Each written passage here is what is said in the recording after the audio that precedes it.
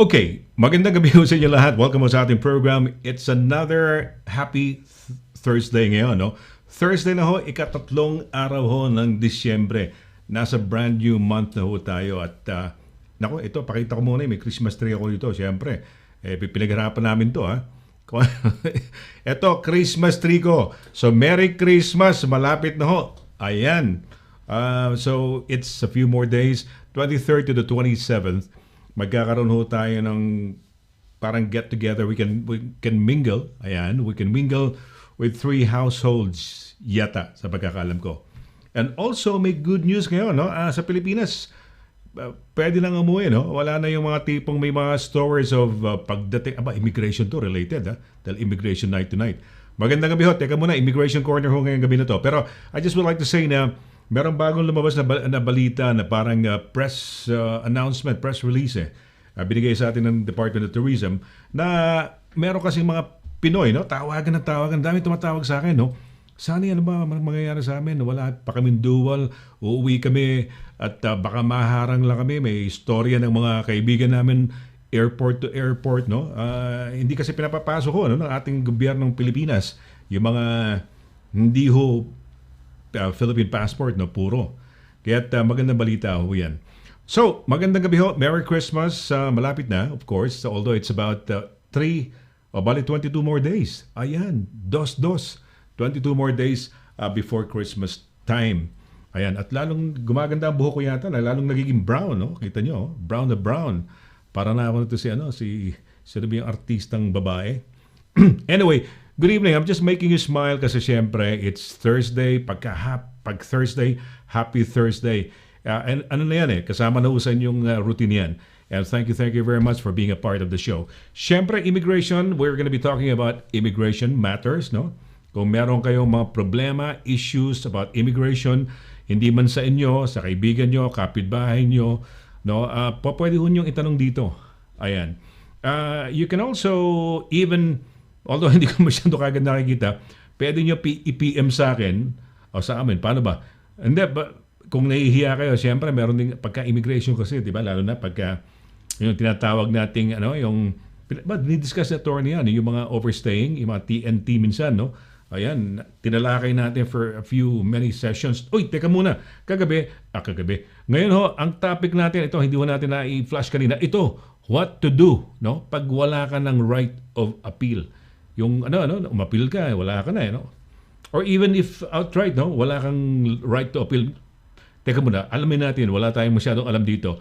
Okay, let's say hello and good evening to our resident immigration advisor and specialist, no?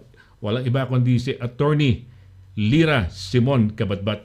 Attorney, ayan, no? Namimiss ko to pagka every Thursday, parang nangingiti tayo. Ay, dyan na naman, diba? Okay, good evening, ang ating specialist in terms of immigration, no? Law and lahat na, no? Walang iba kundi si Attorney LIRA Simon CABATBAT. Attorney, magandang gabi sa iyo. Happy Thursday, Sonny. Uy, happy Thursday. Oo. Ayan. Well, kumusta? At how was your week naman? How did you? So from Friday onwards, anything earth-shaking or anything na nangyari sa iyo or anything na Earth-shaking, not really. Yung good. Or anything remarkable or anything na or well, mainly ang ginawa, no? I mean, I must admit, ang ginawa ko, I've been taking out all my sweaters, yung mga coats, biglang lumamig, no? Yeah. And so it's So at the moment, I'm just mainly, nasa opisina ko, I'm just doing my paperwork with my coat over. Ang lamig. I get cold so easily. Ikaw? Oh, well, ako minsan may ano pa ako eh. Meron pa akong ano ba yan? Pa, bonnet natin. Ang bonnet ko lang Yeah. hindi ba attorney nakakaya yung bonnet ko, meron parang bilog na papakita ko sa pag nakita ko. Andito yung bonnet ko eh. Diba? Parang nahihiya ako baka mapagkamalan akong other ano, yung alam mo na, yung ano, yung sex ano tayo doon. So, yeah, pareho tayo ginawin. Tama. In fact, yeah, totoo yan. Because this week, no, alam mo, nagtataka ako. Ito sa aking sweetheart, sabi ko, hindi ba makapal dati yung ating duvet? Kasi parang giniginawa ko, talagang nanunuot. Nanunuot, penetrating, di ba? The word nanunuot, Yeah. para baka doon sa mga, Yeah. lalo na yung mga gustong mag-aral ng Tagalog dyan, no? Yung mga dito na lumaki na Pilipina. Nanunuot is, I think it's really penetrating. It's really, pumapasok yung lamig, no? Even if you're covered, pumapasok, it's getting Oo. in still, you can feel the cold, no? Ayun, nagdoble ako ng ano. Sabi ko nga, hindi ko naman inaaway. Sabi ko, ba't ganun? Parang, hindi ba mas makapal yung duvet natin dati? Sabi niya, hindi. Yan ang duvet Yeah. natin for so many years. Yung pa rin yan. Talaga malamig. In other words, talaga Yeah. And you malamig. need another one. Kailangan another duvet, patong nyo. So it's so cold. Yeah, go ahead. Sige. Yeah, no. I'm just saying it's so cold. So hopefully, if we're lucky, maybe we get snow. Ano? Okay. Talaga? Let's yeah, maybe snow. That would be Na-miss ko na sa London. Wala ba? Sa iyo yata, sa Richmond, sa Kingston, medyo hindi ba kayo inaabot dyan o pareho na tayo ng London? Kasi I miss Yeah, the no. snow, ha? Ilang taon na tayo Yeah, walang snow, true. magbabagsak lang, tapos tunaw na. Oh. Sabi ko, wow, Yeah, parang, yun na. di ba, nung bata tayo sa Pilipinas, Amerika, yung mga Europe, nakikita natin may snow. Di ba? Kaya nung unang dating tayo, Yeah. wow, excited sa snow. Pagkatapos na, huli na, naasar na tayo dahil madulas na eh. Di ba? Hirap din. Di ba? Yeah. Pero Oo ikaw, nga, oo nga. kailan ka ba rito, attorney? Because the reason why I'm asking is, Oh. has there ever been a time, kasi when I was in Washington DC and even in mga Chicago, yung mga areas na yon, mataas yung yung mga snow. Talagang dirilihin, nagpapala talaga sila sa driveway nila. Talagang they have to clear their driveway. Ang tataas ng mga snow eh. Have you ever experienced that? Tama. Oh yeah, no, definitely. That from galing ako sa Pinas. Tapos we lived actually in Canada for a few years. In a little place called Keswick, about 2 hours siguro from Toronto. No. So Doon, malapit sa east kayo, eastern Yeah. side, okay. Winter, you had proper seasons nga. So winter, they really mean winter, no? Yung bahay namin dati, nasa likod, there was a lake right at the back. And it got so cold that the lake would freeze, in fact. And it was so solid nga that trucks can go over the lake. And we would, we cleared the snow, ganun. Tapos if you wet it, then it was a little ice rink. So that was pero ang lamig. And one time it snowed so hard nga. We couldn't actually get out of the house dahil meron yung mga there were two doors, no? Yung isang pintuan sa labas. It pushes outside. The snow was so high. Ayun. Ako, Yeah, so you're we trapped couldn't- inside. Via the door, Well, no? I had to get out of the window. Window na, tama Yeah, yan, I had to oh. get out of the window. So yeah, then you have to clear the but door, it's di ba? great fun, Yeah, yeah. Yes, Yun na yes, nga. of course. Oo, nakakamiss din yan, di ba? Lalo na kayo because that's, if it's, you're talking of yung Toronto side, so that's higher, upper than, yung mga New York. So, ibig sabihin, it's colder. The more you get to the pole, the North Pole, syempre, palamig ng Yeah. palamig yan, no? And, yeah, it's a wonderful experience, yung mga ganyan. Kaya nga lang, yun nga, yung hassle, yung lamig, yung, yung, Yeah. Oh, lalo na kung okay lang yan. Siguro, sa place na tinitira niyo, siguro, you had to have your own car, syempre, dahil kotse, no? Pero, kung nasa London ka, and you are traveling sa lamig, di ba? Lalo na yung mga times na ma-snow, ang hirap ng public transportation, di ba? Ang hirap yan. Have you ever been... Tsaka madulas nga. Nadulas ka na ba? Nadulas ka na ever sa snow? Oh, all the time. No, Okay. Ako right na. I'm not very careful. So, kung I think in the winter time, nadudulas ako at least once every week. So I'm surprised I haven't broken any bones actually. Ako nga, I had broken bones talaga. Yung wrist ko, it took a long time. It took a long time to heal siguro. Siguro baka may edad na tayo, no? Hindi ka mukha ng mga teenager ka, bata, mabilis maghilang no? Yeah, kasi nadulas ako. I was trying to catch the bus. Nadulas ako Tapos I had to, ano ba yung tawag lang, yung i-support mo, yung pagbagsak mo.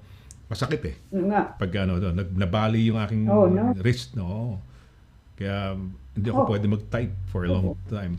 Anyway, so ayan ang ating okay, so yun, malamig yun ang experience mo. Cold nights ngayon, cold, di ba? Pag At even days while you're working, sabi mo nakabihis ka, di ba? Meron ako sinusuot. Attorney, meron ako sinusuot yung parang, I don't know, ang init pala sa katawan first time. Sabi ko, ang baduy noon, parang hindi ko type dahil parang, yung parang may tahi-tahi na parang plastic. And then my partner, yung, ang tawag dyan, yung mainit pala yun. I didn't realize. Gilet, no? So parang ganoon. Yung parang parang pag sinuot mo, parang siyang plastic. Minsan mga color niya, mga dark blue ba yan? Mga black, dark blue. Na parang tahi-tahi na cross na ganyan. Tapos akala ko, sabi ko, parang babaduyan ako. But my partner bought something diyan sa may Netherlands. Aba, mainit pala. And I'm now a big fan of it. Talagang gustong-gusto ko na. Dahil sabi mo nga kasi habang nasa work ka, minsan naka-covered ka. Coat kasi tayo dati, parang coat na. Yung paglalaki, yung mahaba, parang mahaba kaming coat hanggang sa tuhod, di ba? Yung sarap tignan Di ba? Pero mas malamig, mas mainit itong sinasabi ko. Ayun. Yeah. Okay. Ayan, teka muna. So yun lang, nilalamig. Ayan, lamigin ho sa attorney, mga kaibigan, kababayan, mga ating mga Ayun. Okay. Teka muna, meron mga maagang mga bumati sa atin, no? Ayan. So, okay, sige, teka muna. We'll have ito yung topic natin para malaman ho ninyo. Ito ang topic natin tonight, what to do if you do not have a right of appeal. Meron bang, at the outset, meron, no right of appeal. Meron namang nag-appeal na, ano ba yan? Na refuse ulit o natalo, tapos pwedeng mag-appeal na naman. Diba? You were mentioning about some, di ba? Mga instances, mga opportunities. So, itong topic natin ito, it's probably one of the more complex areas nga of immigration law. Dahil yun nga, so nagpasok yung application, the application was refused, but the decision says no right to appeal. Anong kailangan mong gawin? And sometimes, mga tao, understandably, they just kind of give up, no? But you don't necessarily need to give up, and sometimes you should not, no? So, ang topic nga natin ngayon, it's touching on the three, if you like, most common options. Kung na-refuse ka, tapos you don't have a right of appeal. Okay, so we're gonna have a short break. Ayan, teaser ho naman yan. Wag ho kayo nga alis, saglit po lamang. At pagbalik natin, i-discuss ni attorney itong what to do. Anong dapat mo gawin if you do not have the right of appeal. Saglit po lamang, wag ho kayo nga alis. Tapos yung niluluto ko Sa World Remit, naiintindihan namin ang iyong paglalakbay. Na minsan, kailangan lumayo upang makamit ang tagumpay. With ways to save more, when you send more, World Remit is here for you, so you can be there for them.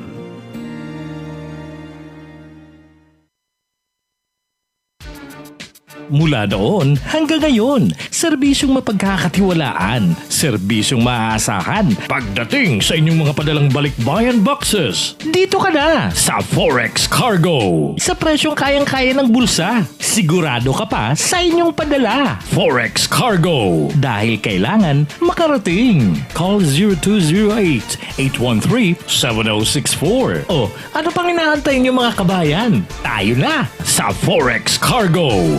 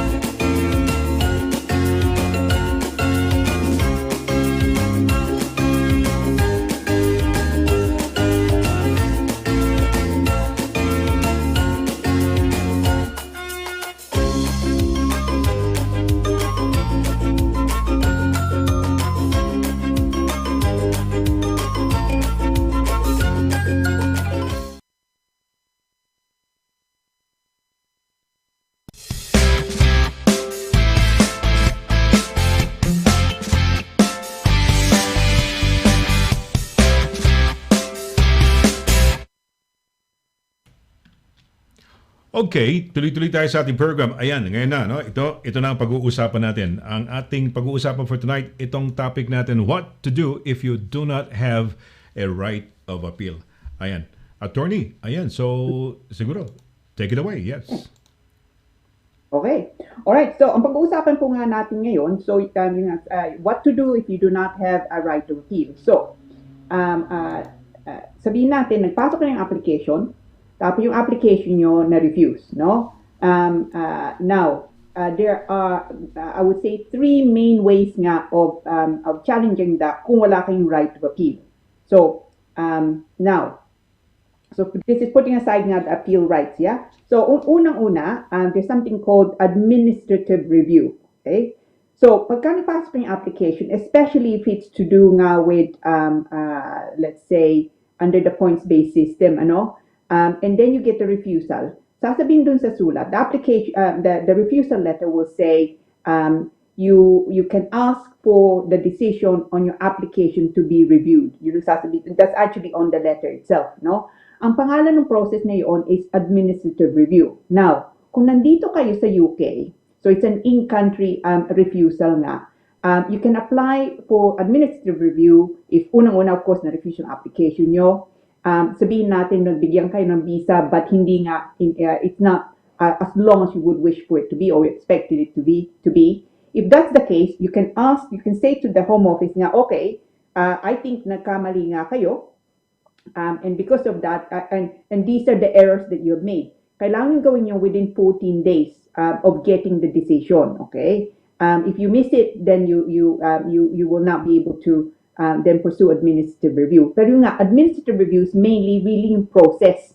So the Home Office mismo nga ang titingnan sa decision nila, have they made a mistake, for example, in applying the process.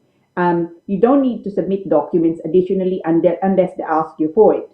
But I would say my experience though is administrative review more often than not doesn't really is not granted. No? I think a big part of it nga is the Home Office really reviewing their own decision. No? But that's a possibility. Kung makakuha kayo ng refusal and then the letter actually says and your application can be reviewed, that's this administrative review. There's a fee of you can apply for it online, and I think there's a fee of something like £80, so it's not too bad. That's if you're in country, you have 14 days to submit the administrative review. Now, it's a similar thing, but you have 28 days if you are out of the country. So you can still apply now for administrative review, but you have 28 days to do so. Now, if you succeed with administrative review, they babago nilang ang decision nila, and if they think that they were wrong in granting you, say, a short visa, or then they will grant you the longer visa, whatever it is that you think you should be entitled to. So yun, administrative review. But the takeaway points there is, nandito kayo 14 days, nasa labas kayo 28 days, no? And it is the Home Office reviewing the Home Office's own decision. Now, do not get administrative review mixed up with something that's called similar, which is called judicial review. Now, the judicial review, it is such a big area of law that it's difficult to cover everything. So let's have a look at the main points nga. So judicial review, unang-una, it is not an appeal. Okay? So ibig sabihin, you're not saying, or it is not a challenge against the decision nga itself. It means you're saying that the Home Office, in reaching the decision that they did not follow their own process. So the process, the procedure was wrong. So for example, a typical thing is, sa nagpasok yung application, no? It is a human rights-based application. Now, the Home Office refused the application. Now, you're not judicially reviewing that refusal, but then they said you have no right of appeal. No? So you can't take it to challenge it at the first-tier tribunal. Now, you will probably say, or your lawyer, kung meron kayong lawyer nga, will probably say, well, the Home Office should have given me a right to appeal because it was a human rights application. Nagkamali sila, no, in not granting me the right of appeal. So that kind of decision you challenge by way of this thing called judicial review. Now, judicial review on daming mga stages, and it's important you follow the stages correctly. So, unang-una, they will, as I say, they will refuse it. Now, thing to bear in mind always is you have usually, not always also, but usually have 3 months from the date of the refusal to challenge the decision. Now you think, oh, 3 months, and that's enough time. It's actually not a lot. Dahil unang-una, you need to submit to the Home Office, okay, a letter. It's called a letter before action. So it doesn't have to be anything formal. So it's just sulat nyo. You will say there why you think na nagkamali sila in following the process that they have. No, so it is you're saying there your grounds, if you like, no, to judicially review. Ano bang mali nila? Why do you say the process was not followed properly? Why do you think that the policy was not followed properly? Now, that's what's called, as I've said, letter before action. Some people call it pre-action protocol letter. But yun ang una. Now, remember, the 3 months na sinasabi ko, 3 months from the date of the decision. It's not the date that you submit your pre-action protocol letter. No? So be careful. So hindi nga madadagdagan yung deadline just because you submit your pre-action protocol letter. So that would be one thing. Usually, the Home Office reply within 14 days. Yeah? If they say yes, then ang gagawin nila, they will review the matter. More often than not, they will say no. Okay? If they say no, anong kailangan mangyari? So if they say no, beware, as I say, you have only the 3 months nga. Now, you then have a choice. If you pursue it to judicial review, you need first permission to permission to proceed with judicial review. So basically, it's an application on paper, no?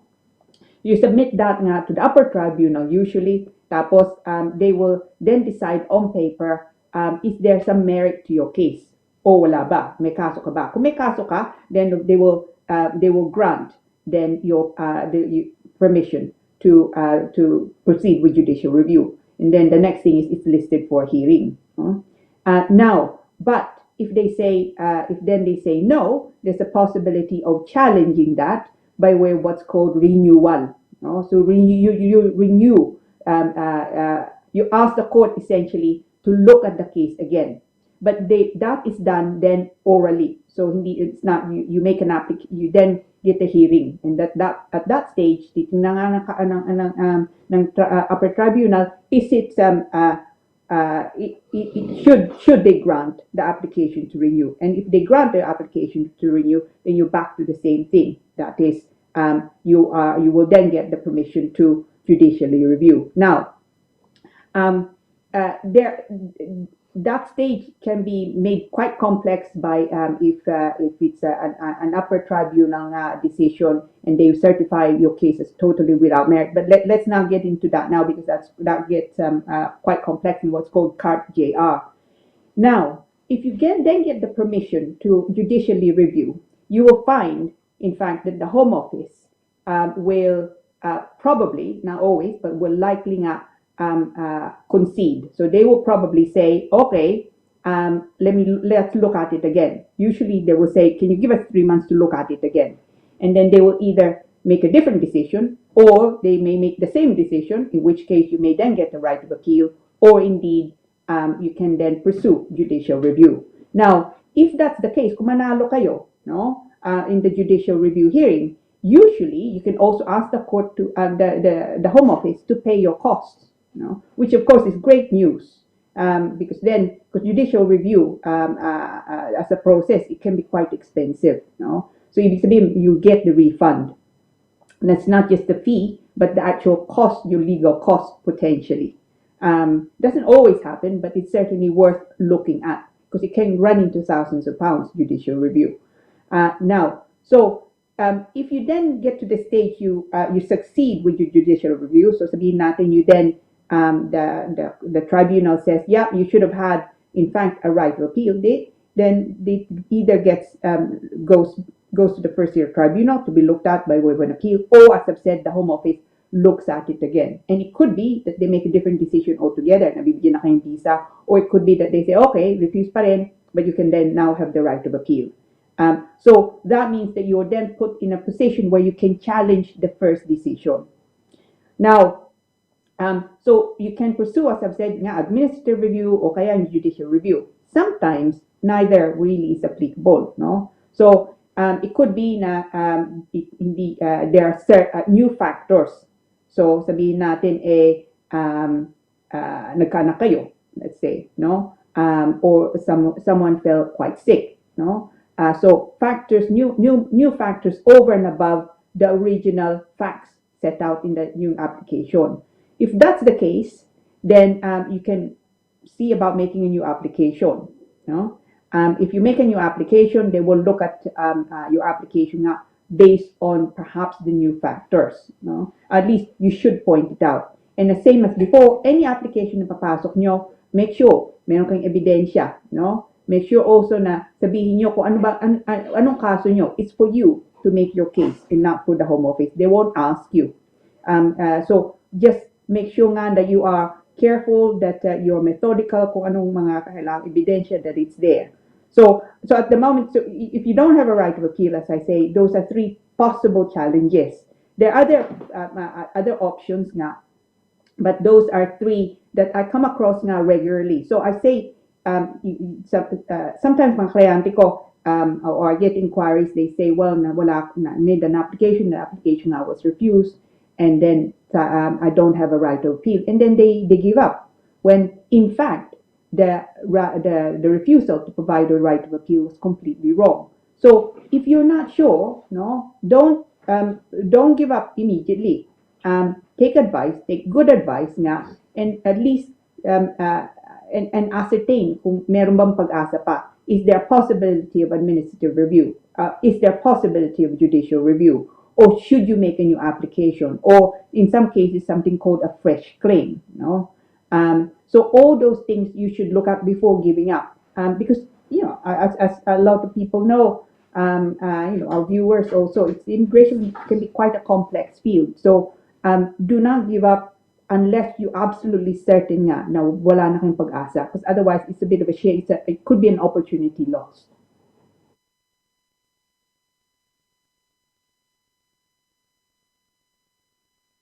Oops.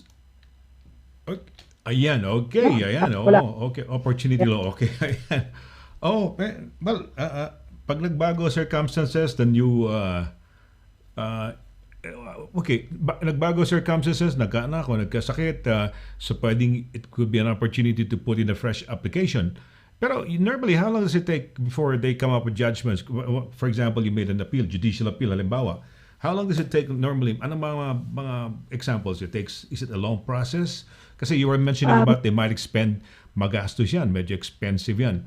Is it a long process? Is it something that's magagawa within 3 months, or is it longer than that? Ano ba ang expected time of well, for the decision? Administrative review, 28 days usually they come back to you. For judicial review, that's so but that's administrative 28 days review. kung dito ka in country ka, 14 days ka muna. So once it's submitted, you're saying that almost a month they can come back to you? Yeah, so that's the administrative review. But in judicial review, that's something else. The judicial review is, at the moment, mas mabagal nga sila. I'm sure a big part of it is, of course, yung COVID nga. So you probably, when you make an application for permission nga, at the moment, you're probably looking at 4 weeks, no? Tapos after that, if you then go to the hearing, it could be that's relatively, my experience is relatively quick. So sometimes within 3 weeks, or usually no earlier than that, meron na kayong decision. And sometimes actually, if your case is fairly clear, the judge can also make a decision there and then. No, so an immediate decision after the hearing. Most of the time they reserve it, but they can absolutely make a decision there and then. Okay, hindi ko lang masyadong nalinawan. Attorney, you were mentioning that there's also an opportunity of getting refunded pagka judicial review ang route na kunyari yun ang naging ano mo Bakit? Yeah, Bakit? Why are you so refunded? Bakit bigay na ganyan parang window or anything? No? How would you call it? yeah, Or yeah, yeah. no. So ito, and if you successfully judicially review the process, ibig sabihin, the tribunal effectively says, oh, nagkamali yung home office. Nagkamali sila, they didn't follow the proper process. No? Judicial review Never yan. mind, opo, yung judicial review. So, judicial review, you effectively saying, oh, you've succeeded, sabihin natin, nanalo ka, no? So, you've succeeded in saying, nagkamali yung home office. They didn't follow their own process. They didn't follow the procedure nga, no? Or indeed their own policy. So, if you like, the home office is penalized, no? For not following the proper process. So, kung ikaw manalo, then they may well ask that the home office pay your cost. Now, the flip side is also true. Okay, so kung hindi ka manalo, the home office the judge can also say ikaw magbayad sa home office.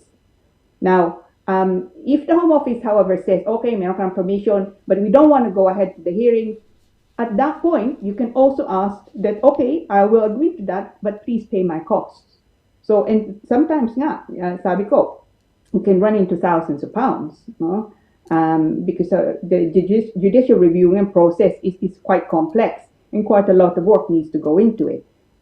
So yung viewers natin, if you have a judicial review matter at the moment and you got a letter from the Home Office saying, okay, we're going to, you got permission to judicial review, but we're agreeing that it doesn't have to go ahead. We'll review the matter. So don't just say yes, thank you, and tapos na. Ask if you have costs, no? Then ask if they would pay your costs, because of course they're if you like, they're giving up, no? At least that section. So ask them if they would pay your costs, because it can be quite a lot of money.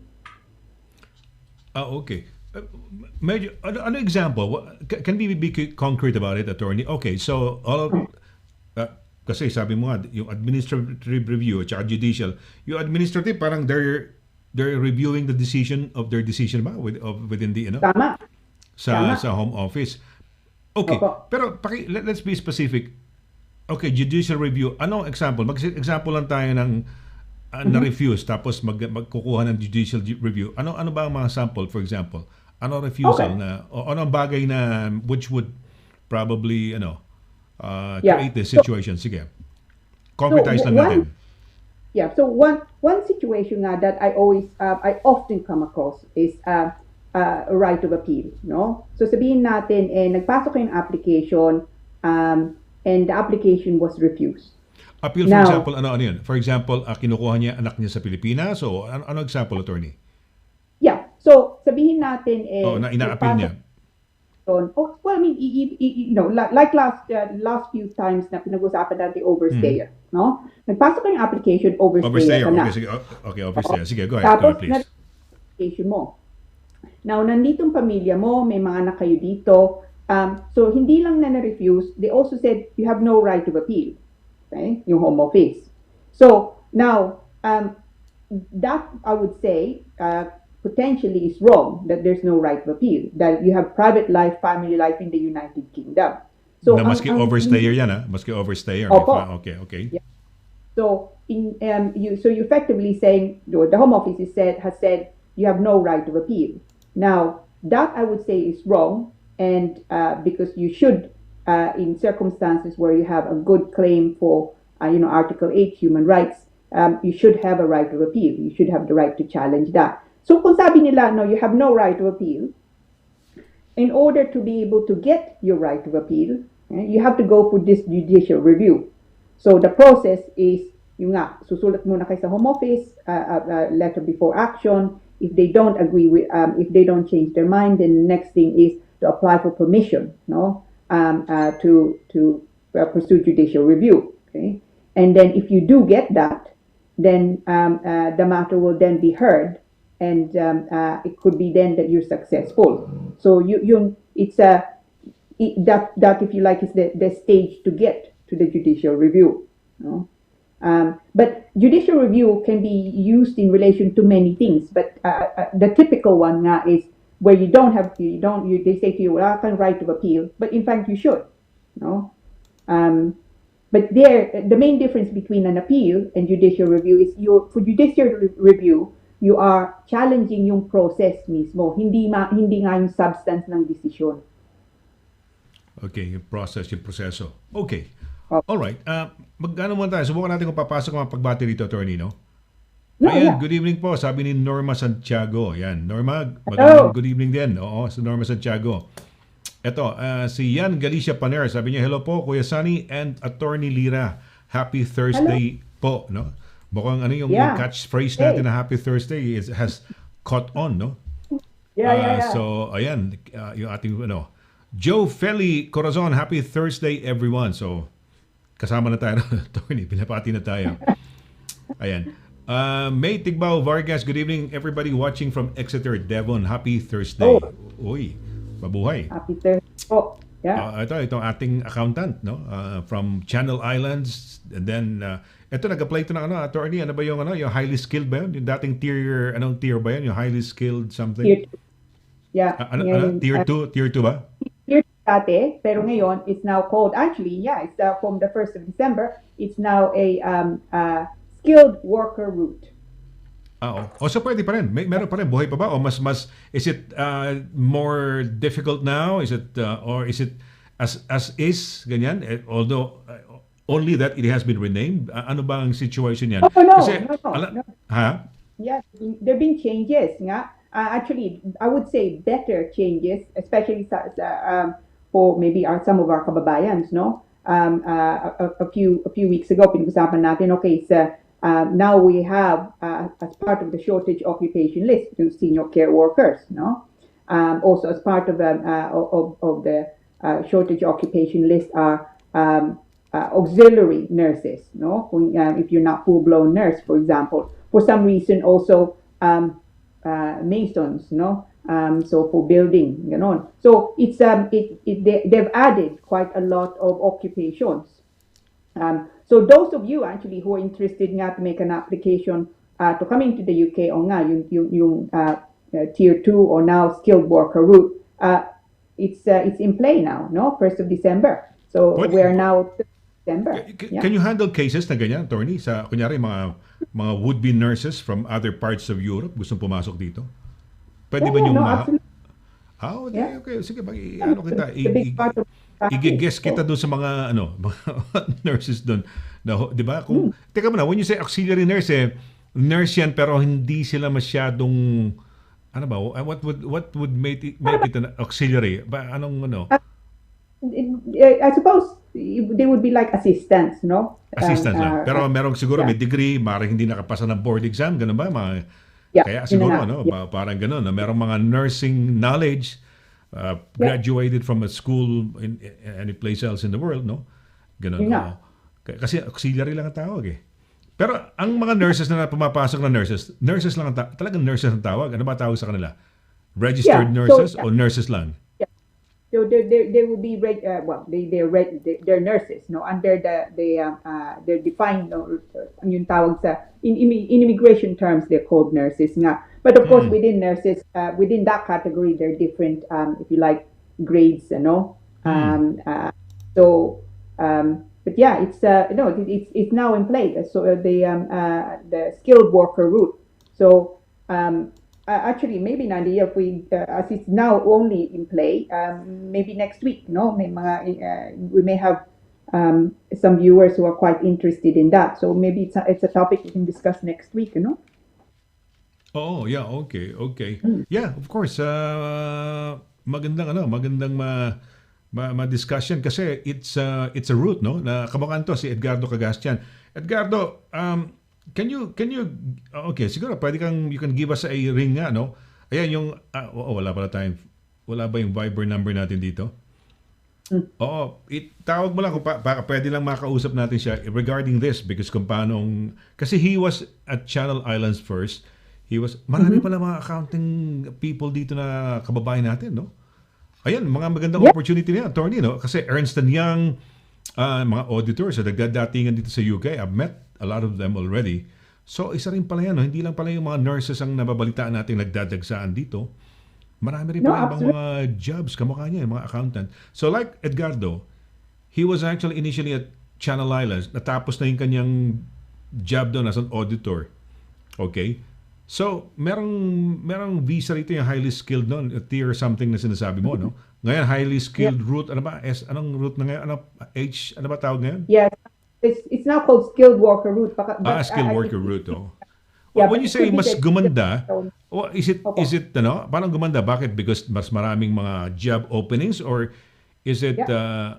ganun? Kamukha nito, highly skilled ba accountant? Mga ganun, mga accountancy, I don't know. Yeah, Auditors? yes, I think there's a category nga. I mean, there are I can't remember how many now are there, but there was an additional, I think, over 70 jobs added by this skilled worker route. No, so and amongst those nga senior care workers, which was taken away a while ago, they're back, which is great. No. But yeah, it's not limited to senior care workers by no means. So mas maganda nga ngayon, mainly that because it's quite a bit wider. They've taken into account nga the I think more the economic needs of the country, and so they've haven't taken that into account. There's a wider pool of occupation na kailangan nila na kasama sa shortage occupation list, which is great news. Okay. Kapampangan ka ba, attorney? Kapampangan ba to? Hindi ko naintindihan Sino po? Hindi ka pa... okay. Kasi may pumasok dito message eh. Masantos ya labi si kayon. I mean, especially to Kuya Sunny and Attorney Lira all the way from Telford, Shropshire. Ano kaya yan? NHS yan, no? No. Look at her photo, no? Good. But siguro, I think- nurse ba siya? Itong si Charlene Maharlika, no? It's a very nice, cute name. Meron siyang, ano ba yan? Yung parang heart and, ano ba yan? Caring ba yan? Care? Ano ba yung pagkatapos ng heart na yan? Oh, mabuhay. Mabuhay. Thank you very much. Masantos ya labi ed sikayon. Ilocano ba yan? Ilocano o Kapampangan? It's Hindi mo hindi ko maintindihan. Oo. Ang ganda, I always I like the fact that she messages that ang ganda ng pangalan niya, Maharlika, yes. Oh, yeah, 'di ba?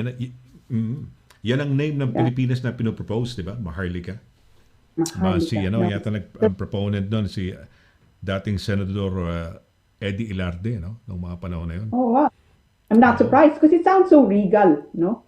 Well, Maharlika, regal, 'di ba? Parang tama, parang royalty, regal talaga. Yeah, oh. Maharlika, parang blue blood, no? Parang ganyan, no? Yeah, so it's nice. Yeah. Kate Foy, Kate Foy. Sabi niya, hello Sir Sunny. Yan, sabi, Sir Sunny. Larry pala, sabi niya, Larry. Hi, good evening. Kate Foy, si Sunny to, hindi si Larry, Sunny. Good evening. Nga, lagi ako napapagkamalan. Yung uncle ko, pangalan, Larry Attorney.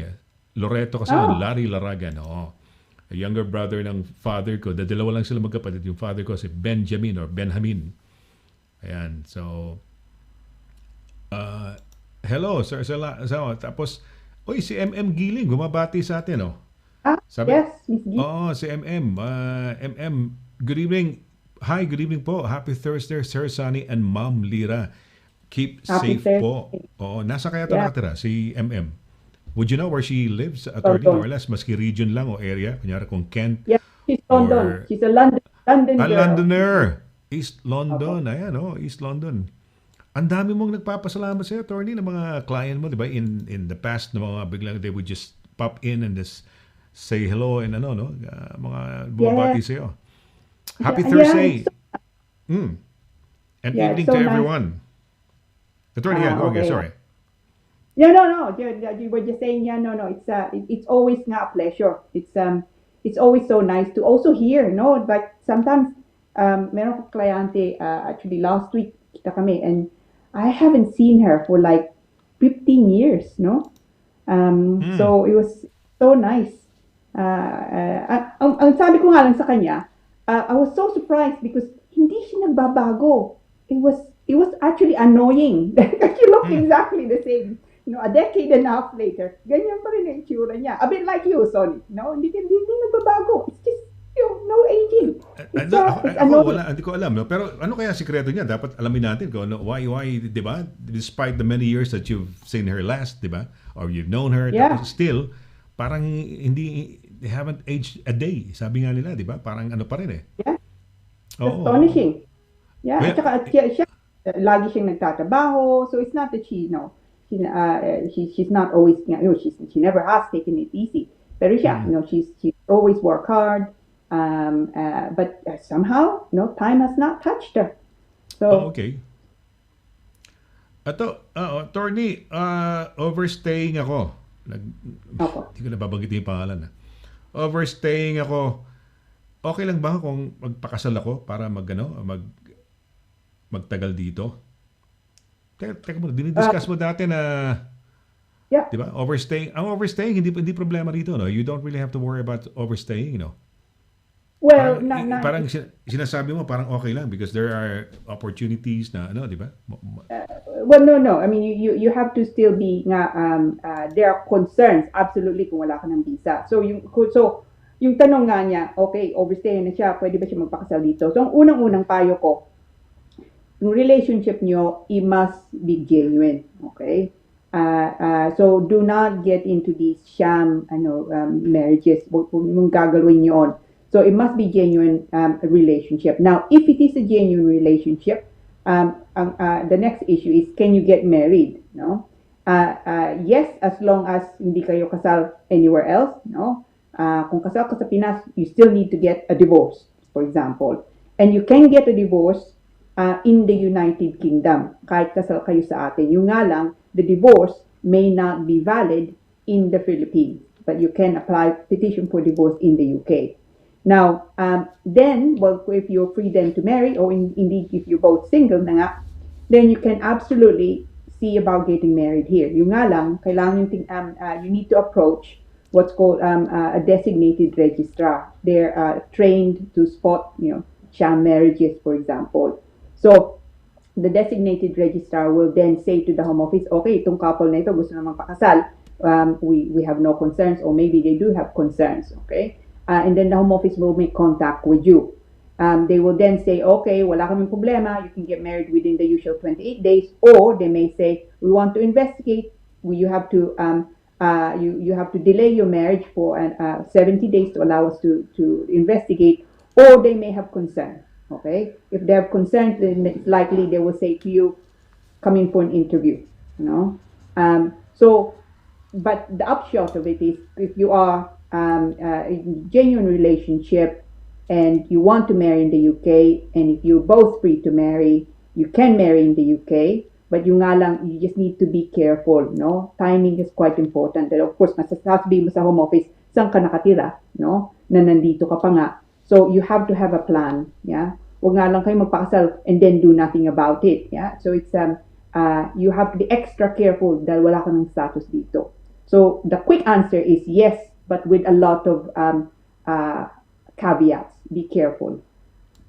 Oo, tsaka, so ano yan, kailangan, maski paano, kailangan sincere, authentic yung relationship o yung pagkakasal nyo, Kailangan authentic yan dahil, ang tawag dito, baka mag-backfire. You mentioned 70 days. Ano yung 70 days nga ulit? Yung 70 days, so usually, kung magpapakasal kayo, that's 28 days notice. Before it was 15, then they extended it a few years ago to 28 days. So, sino man magpapakasal, then it's 28 days. Now, if the Home Office then say, no, we want to investigate, then they will say, okay, you can't get married for 28 days. In fact, you cannot get married for 70 days. So yung notice, so if you like, the notice, 28 days notice is extended. Mm-hmm. Ayun, okay. Ayan. So, pwedeng ganon, no? Okay. Yeah. Naku, mahirap so, na. Go ahead, attorney.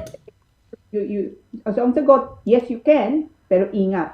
And there are a number of steps nga to take, So, yes. To be careful. Ingat kayo. And also, kung kasal na nga talaga, they do have to do the necessary steps, towards trying to work it out or regularize it or make it legal, no? Huwag lang na Tama. para kinasal lang, hindi wala ka nang gagawin, no? At saka Yun hindi na nga. naman solution, although it's a one of the how would you term it, solution ba yung marriage? Kasi di ba iba marriage, ano ba, is it for of convenience? Ano ba ang correct term diyan? Marriage Yeah, of marriage of- convenience? Ah? Yeah. Yeah, marriage of convenience nga is never a good idea, no? Dahil unang-una, the home office are not silly, no? They will investigate, yeah. And pangalawa, to get from a spouse visa, kung makakuha ng spouse visa, no? To say indefinite leave to remain, you're looking at a minimum nga of 5 years, but you're probably looking at longer kung overstayer ka na nga dito. No? So, ibig sabihin, you are relying on someone with that kind of situation for, minimum 5 years. No? So, it's you opening yourself up really to potentially, people can be, it can be open to blackmail, no? It can be quite expensive, and at the end of it, it could also be that you lose what you have, no? So it's never a good idea to enter into sham marriages. So avoid it like the plague. I met somebody, batang-bata siya, no? I worked briefly at the Brompton Hospital, very, very briefly lang naman. He is married to halos doble ng edad niya. Naka-base sa Scotland yung babae. Lalaki itong sinasabi ko. Ayun nga, he was paying money, parang binabayaran niya yung tao dahil naging successful yata ng konti yung kanilang application, no? Although talagang separated sila. Siguro nung time lang na medyo okay na, saka lang talagang siguro they lived separately, no? Parang But can you imagine? Yeah, you have that situation, haunting you forever, no? And so it truly is never a good idea. But it happens, and but if you can help it nga, or you face with that situation at the moment, kung tanungin niyo ako, don't do it. Meron ako rito tawag dito, nag-PM, no? Tawagin lang daw siya as Miss M. Opo.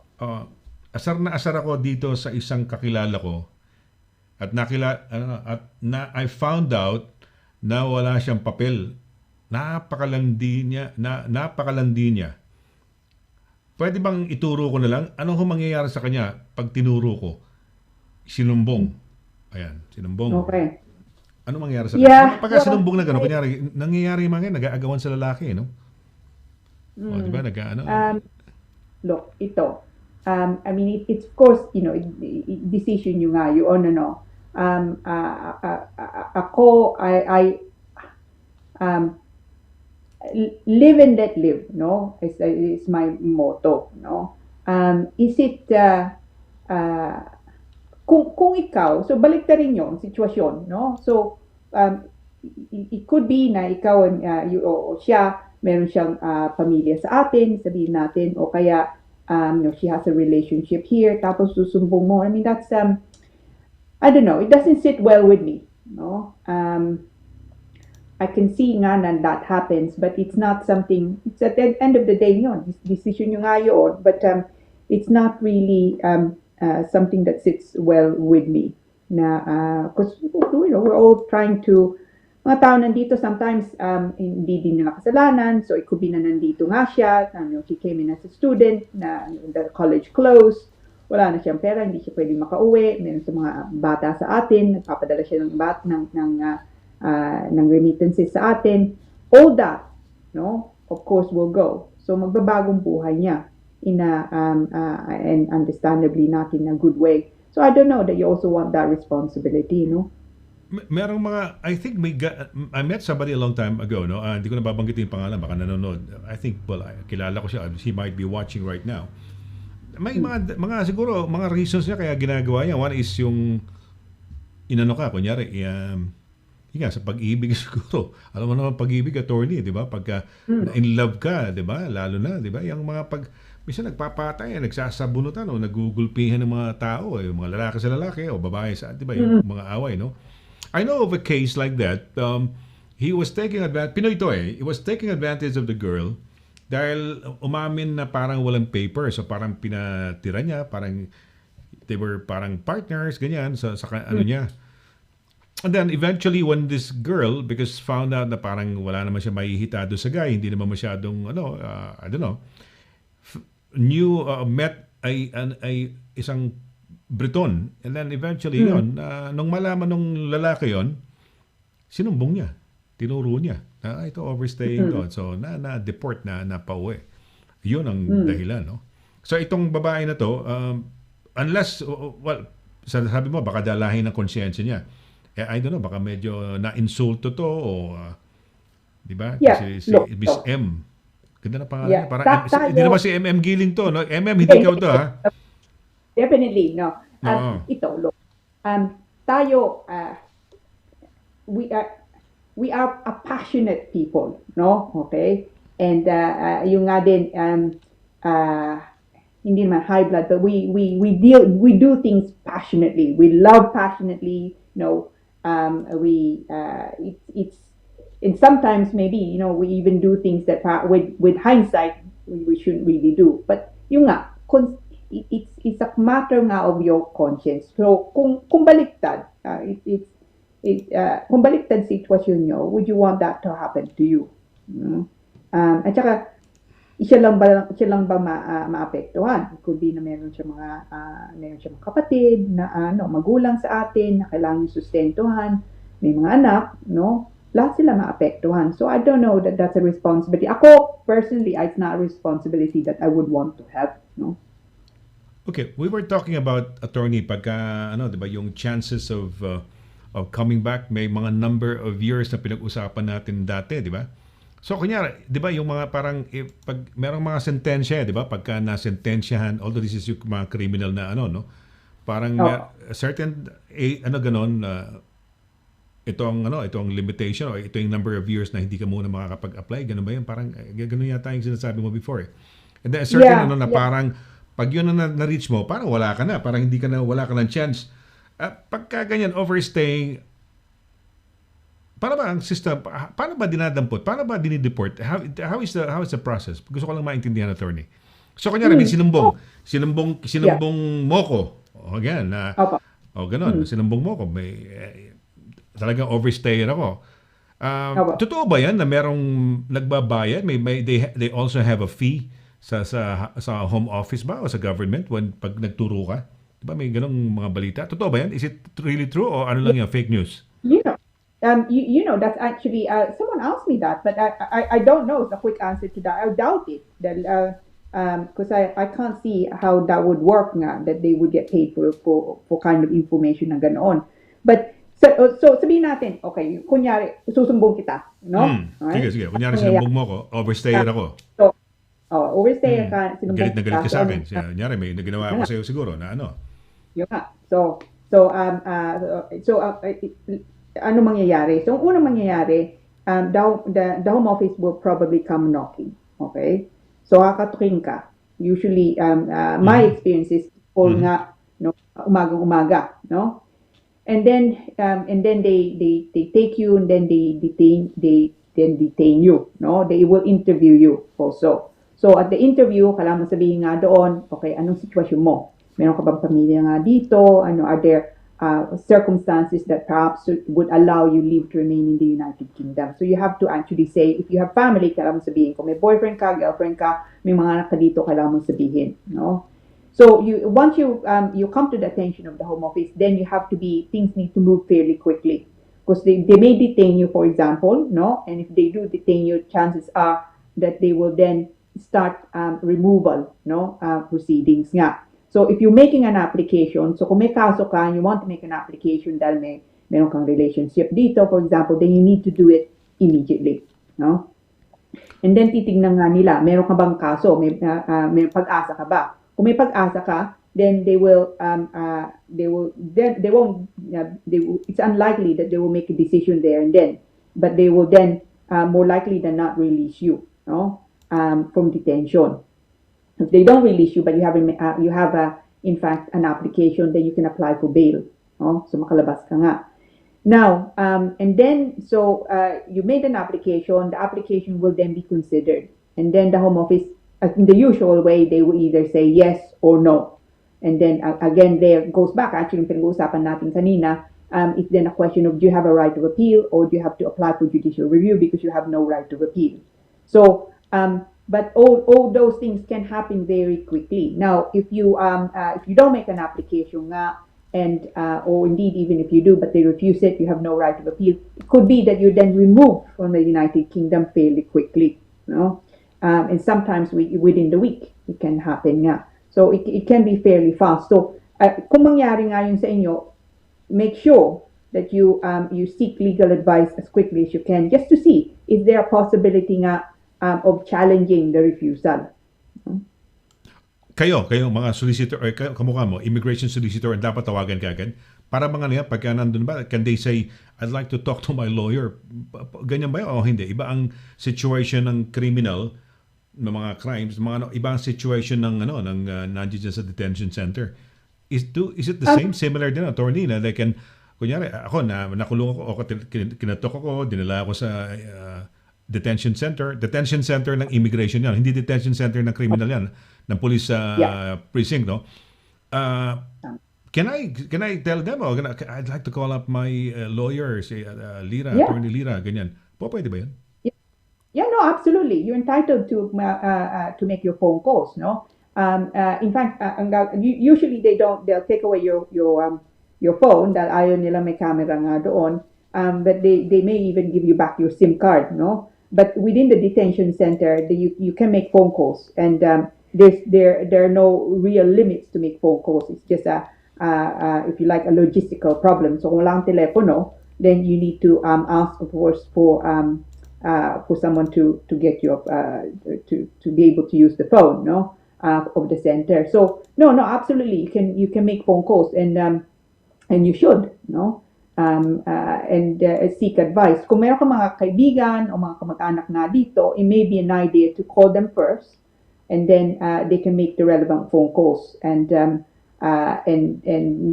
maybe they can also give the initial information nga dun sa solicitor. Ayan, okay. Alright, attorney, mag-break lang muna tayo. Let's have a short break, at pagbalik tuloy natin to, no? Yung mga questions pa ng ating mga kababayan, no? Kung may mga questions ho kayo, okay lang ho, open lang, anything goes ho tayo, parang open forum ho tayo. Okay, we're gonna have a short break. Huwag ko kayo alis, saglit po lamang, kami po ni attorney ay magbabalik. Saglit po lamang. During these trying times, we salute the frontliners who are tirelessly caring for all of us against the COVID-19. To all the courageous nurses, doctors, carers, and paramedics at the NHS, words are not enough to thank you. We at Highlight Express International are here to support you back with a full semester 10% discount when you send your balikbayan boxes to your family in the Philippines. Dahil ang Highlight Express International ay para sa pamilya.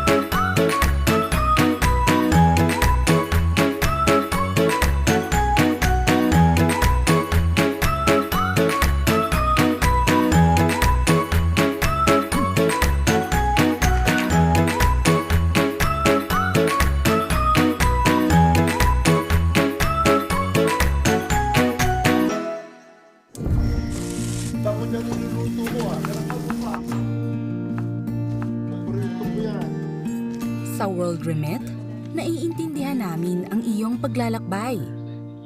Na minsan, kailangan lumayo upang makamit ang tagumpay. With ways to save more, when you send more, World Remit is here for you, so you can be there for them.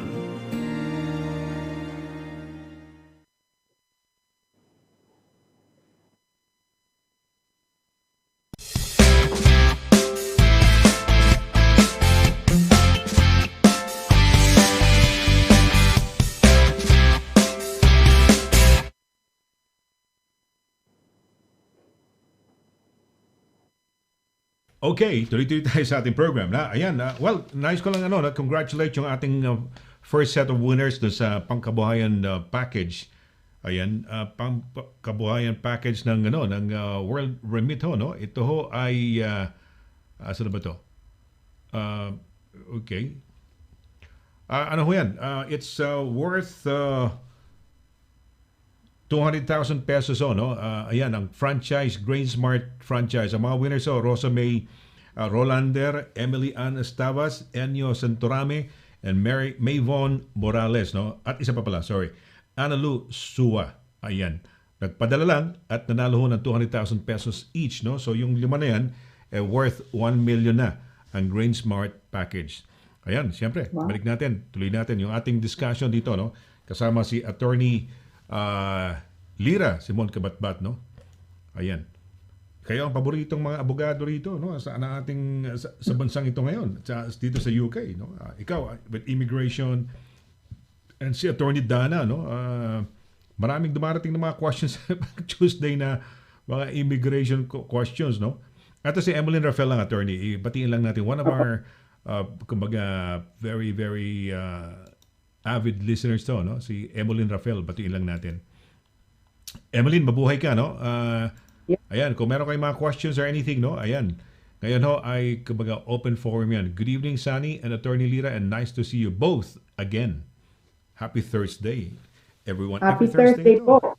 Ito ang ating ano tawag dito? Ito ang ating date every Thursday, no? With Attorney Lira Simon CABATBAT. Okay, so pwede pala when you have a ganyan na pwede mo ring tag dito. Tumawag ng lawyer, solicitor, no, alalayan ka. Kunyari, halimbawa, when do you have to start working? Kailangan, let's say, yung may asawa ka na, may boyfriend ka na, o may you're living with somebody, may anak ka na, o ganun. Are these things na which would change the complexion of anything, of your case, of your situation? Ano ang dapat trabahuhin ka agad? Nahuli sila, nandun na sa di ba? Nasa detention center. Ano ang dapat gawin? So, kung hindi kinulong, ano ba yan? In 24 hours, they will have to release you? Ganun? No. They can keep you there for a while, actually, no? Mm-hmm. So it could be, kung matagalan ka nga doon, you can apply for immigration bail, no? So palabasin ka nga nila, but they can keep you there if they think that they're detaining you with the view to removing you from the United Kingdom, especially if they think na you will disappear, you will abscond, no? So they can certainly keep you there. Now, so kung sabihin natin no na nahuli ka, anong kailangan what would they be interested in na kailangan sabihin nga sa kanila? So it would be family life, no? Yun ang unang-una. So, meron ka bang pamilya dito? May anak ka ba? Anong edad nga nila? If you have a relationship, kaya nga boyfriend o indeed fiancé, o girlfriend nga, then that's also, you should also submit that. So, family life, yun ang una. Also, the length of time na matagal ka na nga dito. So, that could also count as a private life, no? So those things can make a difference. Now, at the same time, actually, sabi mo nga, Sonny, so ang mga situation, what do you look for, no? Na kailangan mong ihanda. Now, kung nandito ka, wala kang visa, no? Overstay ka na nga dito. Anong pwede mong gawin, and when would you do it? Equally is important, no? So where there's a change nga in your life, also the length of time, no? It doesn't hurt absolutely to just take advice, no? It doesn't have to be complex. Just see a lawyer nga and say, okay, matagal na ako dito. O sabihin natin, you here 5 years, no? Dumating ka dito, visit visa ka, wala ka ng visa nga ngayon, nandito ka 5 years, wala kang pamilya dito, ano bang kailangan mong gawin? Meron ka pa bang magagawa? I get that a lot. So, kung yun situation mo, I would probably say, kung 5 years ka dito, wala kang pamilya nga dito, and visa kang lumating dito, I would probably say, I would not advise making an application for the Umuwi ka na. moment. Umuwi ka na, hindi naman. Hindi naman ibig sabihin. So, yung nga lang, just because you don't make an application doesn't mean you need to do you need to go back, no, necessarily. But of course, ayaw nila na nandito ka kung wala kang visa. Now, but it's also a question, it's for you to decide na magpapasok ka ba ng application o hindi na muna, no? So it could be sometimes that doing nothing is the right thing to do, no? So do not be, if you like, you don't have to necessarily make an application. It could be na yung opportunity mo, it's not now, but maybe in a few years' time, also in change of circumstances. But if you see someone if you see a good lawyer, sasabihin nila, okay, let's assess yung situation mo. Should you make they will assess and advise you, should you make an application or should you not make an application? If you don't make an application, when should you consider making an application? No? So, but that depends on your circumstances more. So sometimes doing nothing is actually the right thing to do. Until you wait for a good opportunity. Things might probably turn, yung tide would turn na medyo maayos-ayos. Okay, so parang don't do anything muna. There are times when you don't have to do anything. Sometimes you would advise, diba kanina, try to do something work, lalo na kunyari yung ikinasal na, overstaying. So, trabahuin. Do something, inch by inch or whatever towards that objective of regularizing your stay. Pero dito, meron din parang strategy, Parang sa korte din yan eh. Pag mahina yung ebidensya ng kalaban, halimbawa, yung prosecution, halimbawa, mahina ang ebidensya, yung defendant, pwedeng mag-opt na, ay, hindi na ako pumunta sa witness stand. Pwede nang, di ba, parang, kung mahina, hindi naman masyadong, wala namang na-prove yung kabila, beyond reasonable doubt or whatever, or kung may preponderance of evidence or whatever. Pero, walang mahina ang the guy doesn't have to go up there and testify. Dahil baka makasira pa sa kanya pag cross-examine pa, baka kung ano pa masabi, di lalo pang pumalpak yung kanyang kaso. So, yun, mga ganun. Not to do, ganyan. Yan, ito ang mga ganitong situation, no? So, pwede rin pala na pagka ganyan, teka muna, yan ba, pagka ganyan, wala kang gagawin. Pero yan ba, hinuli ka na bumuna, dinala ka sa detention, pinakawalan ka, ganun? O hindi naman? No, ibang situation yun, iba di ba? Yeah, so iba din nga yun. So, kung anong kailangan mong gawin, anong payo yung gagawin, depends very much on kung anong situation mo. So, the first step, the first thing I always say is nga, look, do not overstay, no? So, yun ang una. And I certainly would not encourage anyone nga to overstay. Now, pero kung nandyan na nga, no? Then, the next question is, should you make an application? If you're not in detention, you're not if you like you're not in the attention now of the Home Office, it's a question really of, is it right to make an application na nga ngayon? Or is it something that you don't really want to do now and maybe consider it later on kung iba na nga situation mo? So it depends very much on, it's a case by case basis. But kung hindi kayo sigurado, it's certainly a good idea to seek legal advice. Dahil batas nga, like many things, it's moving, no? It can be quite a dynamic situation. So baka ngayon, so for example, the tier 2 and senior skilled worker route as of the 1st of December is now senior skilled worker route. So the law also changes. Hindi nga lang yung batas mismo, no, legislation, but also case law changes.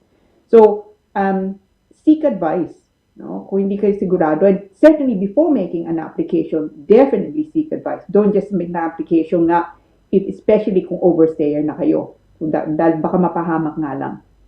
Meron changes sa law na maganda, may kamukha ng gumaganda, may changes naman na pangit. Halimbawa, yung in 2012, like you were saying before, prior to that, ang pwedeng mag-apply is children i-apply as dependents are children below 18 and parents ba o whoever na over 65 ba? Oo, pero nawala na yan because sinasabi mo nga, it's a very difficult route and you might probably go the, I don't know, human rights, I don't know, siguro yan, pwedeng, Article 22 ba human rights? Article 8. 8 ba? Article 8, oo. Ano ba 22? Wala naman 22?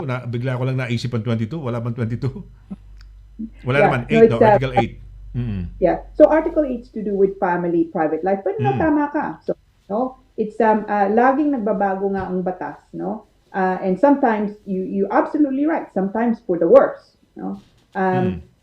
So it's really it's a question nga of okay, take advice nga and then make the decision. Wag nga lang magpasok yung application just like that because you think, no, tiyempohan nga lang natin, magsapalaran. It's not the sort of thing I would say you should do without taking, full advice. Ito, may nag-message dito. Hindi ko lang babanggitin yung pangalan, no? Naawa daw siya. Naawa ako sa isang overstayer. Binibigyan ko ng konting trabaho. Paano kung may kunyaring raid at mahuli sa lugar ko? Pwede bang i-deny na pumasyal lang? Yeah, no. Ito. So the first Diba first thing to know. Meron yata magkano 20,000 ba yung sa mga businesses yata, no? Yeah. No, it's a huge penalty, no? It's a criminal offense. So Penalty. Okay. Yeah. Negosyante So to, if I'm advising an employer, I would say it is an offense to employ someone who does not have leave to remain. Yun ang yung sabi nila. So naintindihan ko nga na sometimes nakakaawa nga. Tinutulungan lang pero hindi naman siguro baka hindi naman employed as a very formal lang, parang baka punta ka lang dito at punta ka lang dito. Sige, baka bigyan ka ng konti lang. Ganon. Yeah, pero kahit hindi ka nabibigay ng payslip, sabihin natin, it would still be deemed employment. Kahit part-time nga, full-time, it would still be deemed employment. In fact, voluntary work is still deemed employment nga, no? So ingat. The quick answer. So hindi pwede ko na nahuli yun? Pwedeng mag-deny lang o napasyal lang ho ako rito o naano lang ako rito just to be able to... Magkano penalty ngayon pala? Magkano ang penalty yata? I think tama ka. It's something like 20,000. So it can be, it's unlikely if it's that's the maximum, obviously, no? So it's probably unlikely that it will be as much as that, but it is an offense, no? So yeah, no, it's a difficult situation to be in, no? Dahil gusto mo tumulong, but you're making yourself vulnerable to potential offense. Okay. Well, may alam mo ko dito, kaibigan natin, no? Yung palang, yung kanyang yung parang natutulog at tumutulong sa kanya doon sa kanyang business. May nagturo daw, tinuro. Yun ang problema pagka may nagturo, no? So is it a home office or yung immigration o do they have a hotline for people na isusumbong mo? Hindi lang naman sa atin to, no? Even in the other lahi, mga races, 'di ba? Ibang lahi din, they do the same thing din, 'di ba? Pare-pareho rin naman tayo, no? Kay Indian, kay African 'yan. Kay no? Kahit ano. Yes, kahit okay. It's they can kung mga tao they can call or they can even email nga, no? So yeah, it happens, unfortunately. But yeah, it's they can call or they can some of them also email. Ito, attorney, may bumabati lang sa atin, no? Taga Cambridge. Hindi pa ako alam mo, of all the places in the UK, hindi ko pa napupunta ng Cambridge. Ba't kaya? Oh, you must. Hindi pa ako napupunta ng Cambridge. I don't know, ikaw napunta ka na ba sa Cambridge? Hindi pa ako napunta ng Cambridge. Napunta ako sa ano ba tawag dito? Oxford, napakadali, no? Siguro sabihin na natin a million times, no? Pero dyan sa, ano pangalan to? Sa may Cambridge, hindi ko pa napupuntahan. I'd love to go even once, no? Yeah, no, Ayan, you sabi niya, should. ano? Oo nga, napunta ka na? Have you been to Cambridge? Yeah. No, Oo. I don't. I wish I wish I could go more often. Ang ganda ng Cambridge. Happy Right. Have Thursday you po. been to Oxford? Siyempre, Oxford, malapit lang sa atin Yeah. dito. Yeah. Oo, Oxford, yan. Siguro, ilang beses ko na. Pero Cambridge, hindi ko pa napupuntahan. When you say maganda, parang comparing the two of them, would you say equal o may konting beauty, kanya-kanyang beauty? They're different. There's the River Cam, no? So you can see people nga parang Venice, no? River Cam, C-A-M? Coming from the Yeah. Cambridge, kaya siguro Cam, tapos may bridge siguro. Okay. Yeah, so you can actually ang tawag doon punt, Paddle, no? So paddle, yeah. rowing or paddling, So it's a bit like Venice, no? It's beautiful. I mean Oxford is it's also a beautiful place, no? The architecture nga, and it's quite a happening place also, Oxford. I've been to Oxford like you. Oh, dahil mas malapit sa akin. No. Oo. Pero wala siyang yung pinapaddlean diyan sa Oxford, wala siyang ganyan, no? Hindi kamukha nung sa Cambridge. Ano ba maganda sa Cambridge? I really haven't been, lagi ko iniisip na I want to go to Cambridge, no? Pero hindi ako mapunta-punta pa no? I don't know, no? Naikot ko na yata siguro buong UK except yung mga Lake District, yung mga no? Oo. Uy, may bumabati sa atin si Anthony Melendres. Anthony, buti yung mga nurses wala namang ikaw meron ka bang meron ka bang hinahandle ng mga cases na nurses siguro yung mga anak nila, no? Or Yeah. o kinukuha o di kaya merong isang attorney, merong nurse siya. Hindi siya nurse. Parang nagkaroon ng maganda rin dito, no? Nagkaroon ng opening ng mga social workers. So yung mga pamantasan ng lungsod ng Maynila, APLM, mga graduates nagdatingan, pati professors nila. Meron na destino yata ng North yata, hindi ko alam kung North England. Nagda-drive yata, paso yata yung kanyang walang pangalan to, yung you have to yung road tax, 'di ba? Yung ba tag doon, 'di ba? Nagbabayad ka ng road tax. So parang expired na. Nahuli. Yung mga ganun ba nakaka-apekto ng kasi alam ko they wanted to that time, no, many years ago, they wanted to seek a lawyer kasi dahil parang makaka-apekto yata sa kanyang legal, sa kanyang visa status, yung kanyang stay dito. Nakaka-apekto ba yung ganun? Kunyari merong infraction of the law or anything, makaka-apekto ba yan to become a citizen? It depends really kung anong ginawa mo, anong nangyari, no? Work permit pa lang noon. So, delikado. Yeah. Pag work permit, delikado ba yan? Yeah, I mean, any kind of, if you like,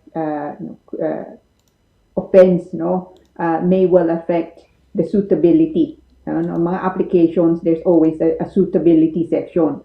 So, if you like, good character, bad character. So, yun. The first step, I suppose, is the first thing to consider is make the declaration, no? Dahil kung hindi niyo sabihin, tapos malaman nga mamaya, because it's easy enough to find out, then it means that you have made a false declaration in your application.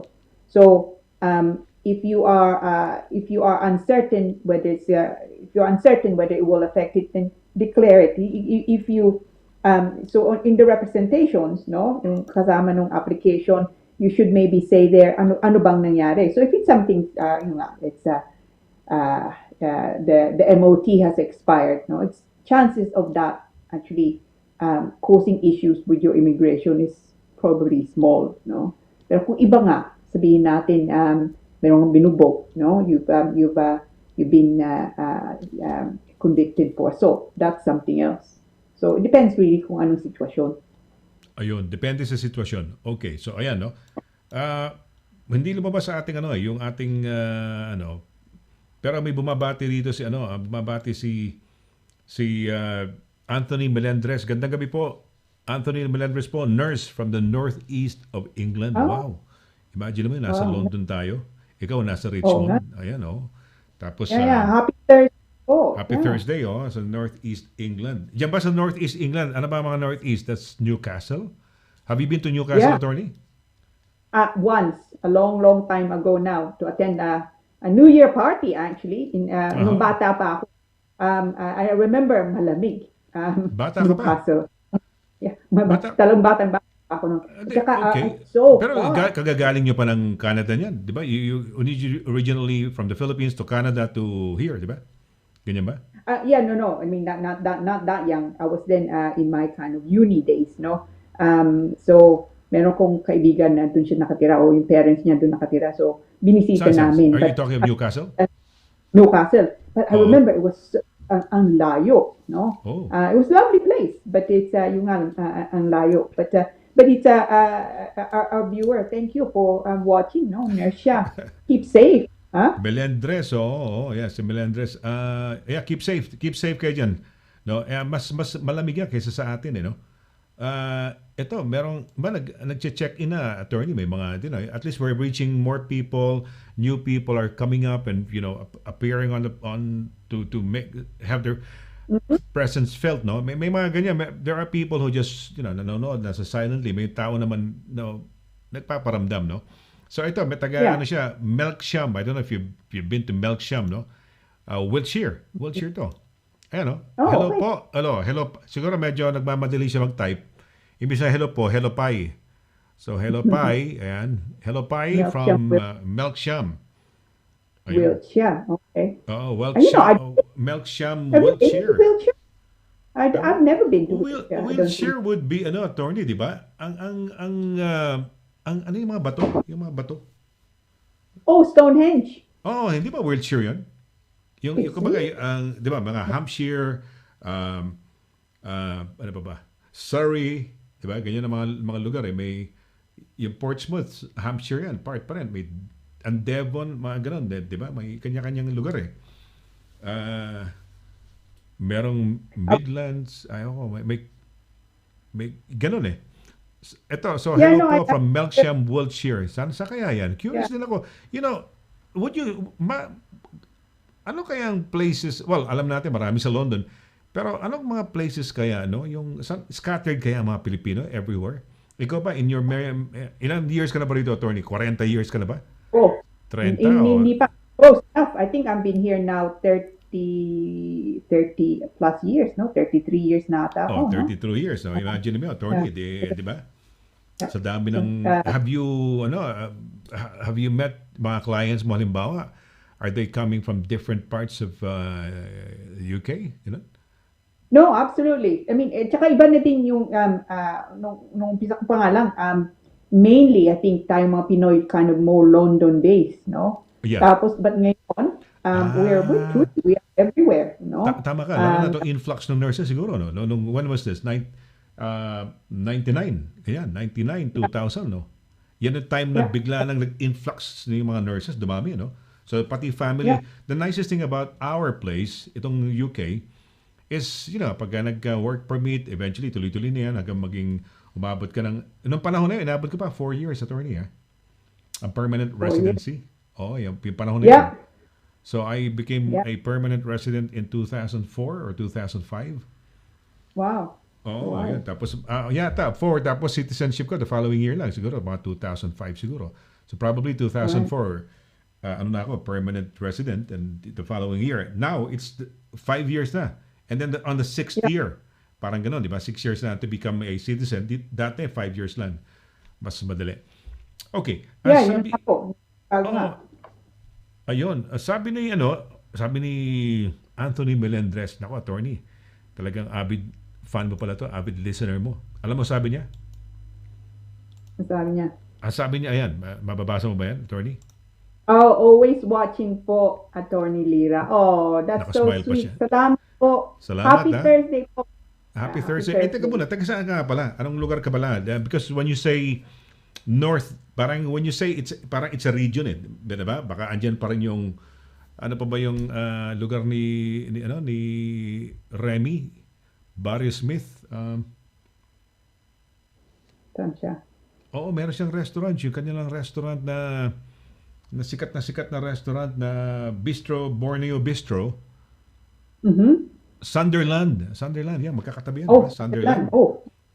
Tsaka, so, Anong specific na lugar? Yun ang tanong, di ba? Hindi naman yung, di ba? That's the question eh. Yun. Oo.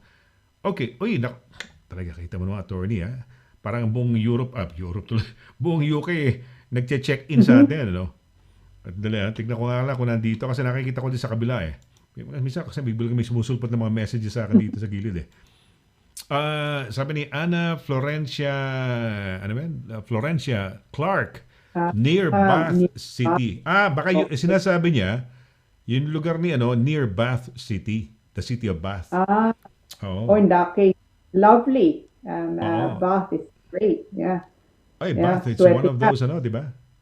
Pero bagong lang yan, attorney, di ba? Bagong discovery lang yan. It was not, parang by accident, nagdigging lang o nagdrilling o nagdigging and then construction work or something may ginagawa sa kalsada and then they found out na meron palang bath doon sa area na yun, no? Ng mga Roman baths. No, ano ba story nun? I think ibig niya sabihin is actually Bath is in the place, no? It's one of the oldest, no? One of the most historically important places nga in the UK, Bath. So, World Historic, yata? World Heritage yata, parang yan, considered one of those, diba?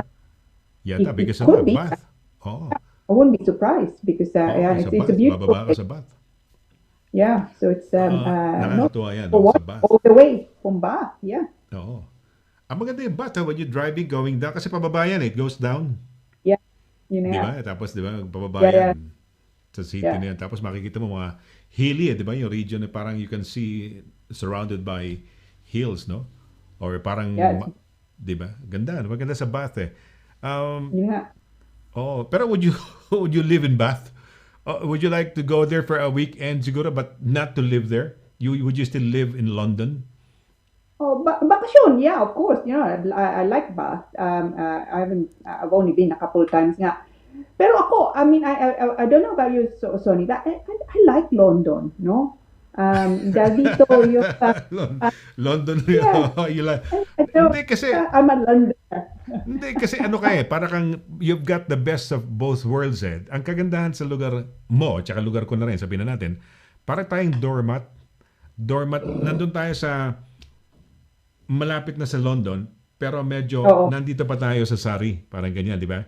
So we have the best para tayo nasa doormat na dyan lang ang London, pero London ka na. Pero still, meron ka pa rin part of the countryside na, although hindi naman talaga countryside na parang puro mga baka, puro mga dyan, no? Pero okay pa rin, parang countryside. So, yun. Yeah. I mean, it's I like the green, you know, especially, you know, it's a Richmond Park, no? One of the largest urban parks nga in the world, no? Richmond Park. Oh, so, really, eh? Mother of all parks dito yata yan, sa London, di ba? Parang mother of all parks yan. Napakalaki niyan, eh? Di ba? Hyde Park is, of course, malaki na sa city center. But Richmond is too... It could also be, I think it may be the largest walled park in, it could be Europe even. So, no, malaki. It's, so tama ka. It's kind of nice to be just out at the edge now, no? Edge, di ba? Yeah. So maganda. Maganda. Ang kagandahan dito, when you live in the UK, ang daming mga parks eh. Ang daming, di ba? Hindi ka mukha sa Pilipinas, lahat yata ng parks, siguro, ginawang basketball court, kaya puro semento. Di ba? Di ba? Kaya walang masyadong plants, di ba? Parang bare na bare. Pero dito, everywhere you go, puro may parks, may, di ba? Talagang may magandang ambience, magandang lahat, di ba? Pati, di ba? Yung magandang surroundings mo, meron kang oxygen, di ba? Sabi nga nila, dahil yung pinag-aralan natin sana, yung photosynthesis, yung mga kung ano na, mga hinihinga ng mga puno, carbon dioxide, ini-exhale nila, halimbawa, po oxygen, di ba? Mga ganun, mga kwento sa atin ng araw sa science, eh. Di ba? Okay, may nagpapatanong, mga nagpapatanong, attorney, ha? Dali lang, tingnan natin. May nagpapatanong daw na friend. Ayan. Hindi lumabas doon. Sige, babasahin ko na lang. Okay, sabi ni Juliet Alviedo Marcelino, no? Ito, dahil nagpapatanong, so she can mention her name. May nagpapatanong na friend, Spanish citizen by blood. Settled na dito sa UK. Ask niya kung paano niya ma-invite yung anak from Pinas teka na, Spanish citizen by blood. Paano ma-invite yung anak niyang from Pinas na overage na? Pero parang hindi na papasok dito independent. This was a good strategy. Dati sa EU dependent, yung EEA something na, na ano? Yeah. Yung nga, I don't know, family nag-cross lang ng mind ko, attorney, para hindi, but forget about what I say, no, wala, minouth ko lang, baka wala naman akong nonsense yung pinagsasabi ko. Pero yun, Spanish citizen by blood, settled na dito sa UK, ask niya kung paano niya ma-invite yung anak niya from Pinas na overage. Anong invite? Invite as a tourist o invite, parang with the end of eventually being here on a regular stay? Attorney, may sagot ba o kulang pa yung tanong niya? So, I mean, it depends really kung anong nga ang gusto nila, no? So, by overage, actually, rather than children who are children of EU nationals, ang edad nila is 21 actually. So, if you're under 21, you would still be regarded as a dependent. Immigration rules dito, no? Ang edad nila is 18. So, kung overage siya, as in under 21, then there's a possibility still nga na he can come in or she can come in as your dependent. Pero kung mas matanda na, so over 21, then it's probably unlikely na that you can apply for them to be part na of your family, no? But it depends really very much also on the situation, because there is also something called the extended family route, no? Kung overage na nga. But that beware, no? Brexit na tayo. So a lot of the transitional provisions will end actually in a couple of weeks' time, 31st of December. Kung nandito na kayo and you're looking to exercise nga to stay in the UK and you here either pre-settled or settled status, you only have until June next year, okay, to make those applications. And the same goes for the family, yeah. So ingat kayo. You're looking at a lot of the transitional provisions, as I say, ends in a couple of weeks. Ano tayo ngayon? So 3 weeks, We're the 3rd ngayon, ha? So you're looking at what? 28 days, Tapos na. So kung meron kayong gustong yung viewer natin, they should really seek advice as soon as possible, because you're looking at what, 3 weeks potentially. Did they have to regularize themselves? Ano lang daw na-feature natin si Rowena Romulo, no, ng Romulo Cafe. Up lang daw kasi 28% na kanyang workforce ay EU nationals. Yung sinasabi ko yata, nabanggit ko na yun. Yata kung nabanggit ko, may Romanians, may Spanish citizens. And so tinulungan niya na magkaroon ng settled status or And some of her, for example, yung about 20% of her needs sa restaurant, wines, aubergine, ganyan, are coming from the EU. So, So she was our voice of the UK transition. Pinoy Radio UK is a part of 12 ethnic radio stations in the government's campaign, COVID, UK transition, whatever you call it. Kasama ho tayo, no? Maganda. And I met, pagka maganda to, attorney, pagka natapos na itong ating, lahat ng mga radio station na yun, 12, magkikita-kita kami. And may mga Indians sa gaganda na nakukitan ako. So alam mo naman ako, friendly lang siguro, just to be there and make friends with these people. Nakakatuwa. And it's nice because you got a Polish radio station, you got a Greek radio station, you got this Indian radio stations, African radio stations, and tayo, the one and only Filipino radio station, and we're together with them. So kaya nakakatuwa. So we're so thankful for being part of the government. Kanina, medyo nagkakagulo sa isang forum, sa isang Facebook page na nag-post ako kasi I was looking. Una, nagtagalog ako. Meron ba kayo kilalang Filipino doctor or GP o ganyan, na either naka-base sa London or sa UK na lang kung wala akong makita sa London. London kasi, which is an advantage because I could easily travel to wherever that person is. Pero kung nasa malayo, di ba? Kapag sinabing nasa Newcastle, then layo. Punta mo. So I have, siguro by way of communication na lang yan, yung mga alam mo na, ngayon, very ano na di ba? Wala nang border, wala na ngayon distance. Yeah. Automatic, nakikita mo na, nakakausap mo. O, kamukha natin, we can just broadcast to everybody. So, anyway, so, yun ang, ano ba sinasabi ko? Nakalimutan ko tuloy. Haba ng pasakali ko eh.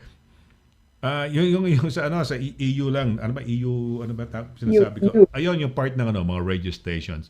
So, maraming salamat. Thank you very much, no? Ayan. So, ito, Spanish citizen by blood. Yun nga. Yun nga, ikaw ba, have you been asked also about this mga parang kasi UK transition eh. 'Di ba? So yung mga nandito, kailangan magmadali na sila. They have until June pa, 'di ba? June, tama? Yeah.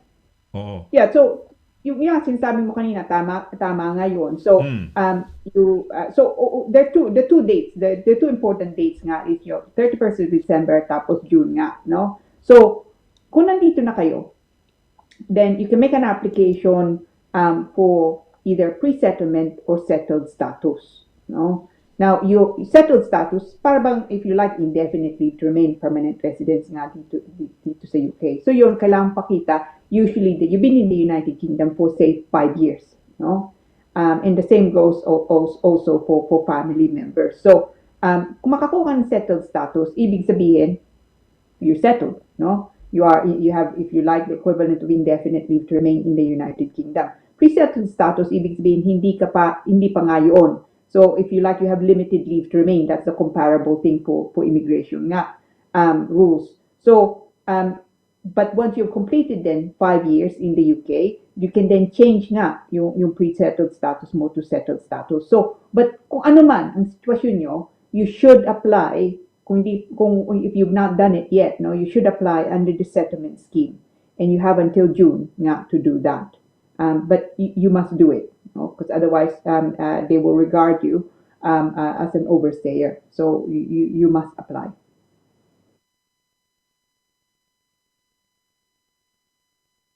Sorry, Sonny, hindi ka namin marinig. Sorry, my apologies. I was just saying na meron ditong kasi Spanish na may nag-follow up lang dito, pero it's a message dito, no? Piniem lang sa atin. Pilipina to, attorney. Pilipina at siya ay may Spanish passport. Naninirahan na rito and for almost 8 years now. Dapat ho bang mag-apply ako ng British citizenship? Pwede ho ba? Yeah, you can. Yes, absolutely. So, you can also do that. Passport niya kung sakasakali, Tatlo Yeah. passport niya. Filipino passport, Spanish passport. Ayun. Yeah, just be careful. Some check out first. The Spanish maybe the embassy, the Spanish embassy nga yung website nila, because some countries they do not allow more than dual. No, now I don't know. I must admit, and she would probably know better. Yung viewer natin, if Spain allows that you can have you can have Spanish citizenship on top of 2 others. No? So just be careful that you, in making that application, that you don't lose that. The thing is, if you have if you're Spanish national, then that means you EU ka. You don't want to lose that. Ideally, you want really both, the EU ka and British ka, and that's allowed. That's only dual. So yes, no, absolutely. You can see about making an application. You should apply. Ang current situation, attorney, di ba? Lahat ng mga mapa-Polish ka, mapa-Greek ka, kung you've been staying here for a while, permanent residency. So, okay lang yon. Hindi ka nagkaroon ng panibagong citizenship, no? So, pero have you checked ba kung pwede dito, mga Spanish? Sabi mo, check nila sa local muna kung pwede. Kung i-allow, then they apply. Yeah. Walang masama. Because you're having best of both worlds. You're having a 1 foot sa EU, 1 foot sa UK. Parang ganun. Yeah. So, it's the British definitely would allow dual nationality. Yung nga lang, some countries, they don't allow dual nationality. So, just be careful. So, if they don't, allow it, then it may be better na you stay with your EU citizenship as long as permanent resident ka na dito. ano ba yan? Mga Germany ba? Ano ba mga bansa na ayaw ng mga ganyan na meron kang another I think citizenship? I think it's Netherlands actually. Is Netherlands? one. Okay. Yeah. I can't be 100% certain, but I seem to recall okay a client who said, yeah, it's that. So you just have to be careful nga. You don't want to compromise nga yung citizenship mo by either obtaining too many citizenships or indeed just getting British citizenship, and it means losing the other one. It depends really also kung ano mo plano mo, no, sa buhay. So it could be that UK is where you want to be. This is where your family is. Dito ka na tatanda. So it may be better if you are actually British citizen rather than anything else. At saka ikaw, attorney, gusto mo tumanda sa London kaysa sa countryside, di ba? Di ba? Di ba? Mas okay sa London kasi very di ba? Very okay din. Kasi you can in your place, Richmond, you can be parang quiet di ba? Hindi ka naman sa center ng mga hindi ka mukha kung nakatira ka sa Brixton o nakatira ka sa ano pa pangalan to, yung mga Elephant and Castle, mga ganun, yung mga nasa gitna ba talaga na parang talagang ingay, mga sakyan, di ba? At nasa kumbaga, nasa Richmond is Surrey pa rin. Nasa edge na yan na Surrey, di ba? Kingston, di ba? Yun na nga po. Yeah, yung opisina, it's swerte kami, opisina namin nasa Richmond. And Richmond, tama ka, no? It's the district line, so what? It's about it's 15 minutes to Hammersmith, 30 minutes really, 40 minutes tops to the city, no? So we have that, we can get into the city, especially for the hearings, before COVID times, fairly quickly. And district lines are actually not too bad. But at the same time, we have the park, the Richmond Park. So it's I'm spoiled really, I mean, it's I must admit, I'm very grateful, especially in COVID. Yung lockdown natin, bawal tayong lumabas. Richmond Park was a godsend. That's from the office. I could walk to Richmond Park, so meron ka at least a bit of fresh air, no? And a bit of deer. So a bit of deer also. Di ba? Maraming deer dyan. Maraming nagpapaka-picture. Lalapit lang sila sa, ano ba tawag sa herd, no? Hindi naman flock, no? Herd of deer, no? Yeah. Yung grupo sila. Yeah. Tapos may mga antler, yung mga antler nila, iba-iba pang mga antlers. May matatanda na, may di ba?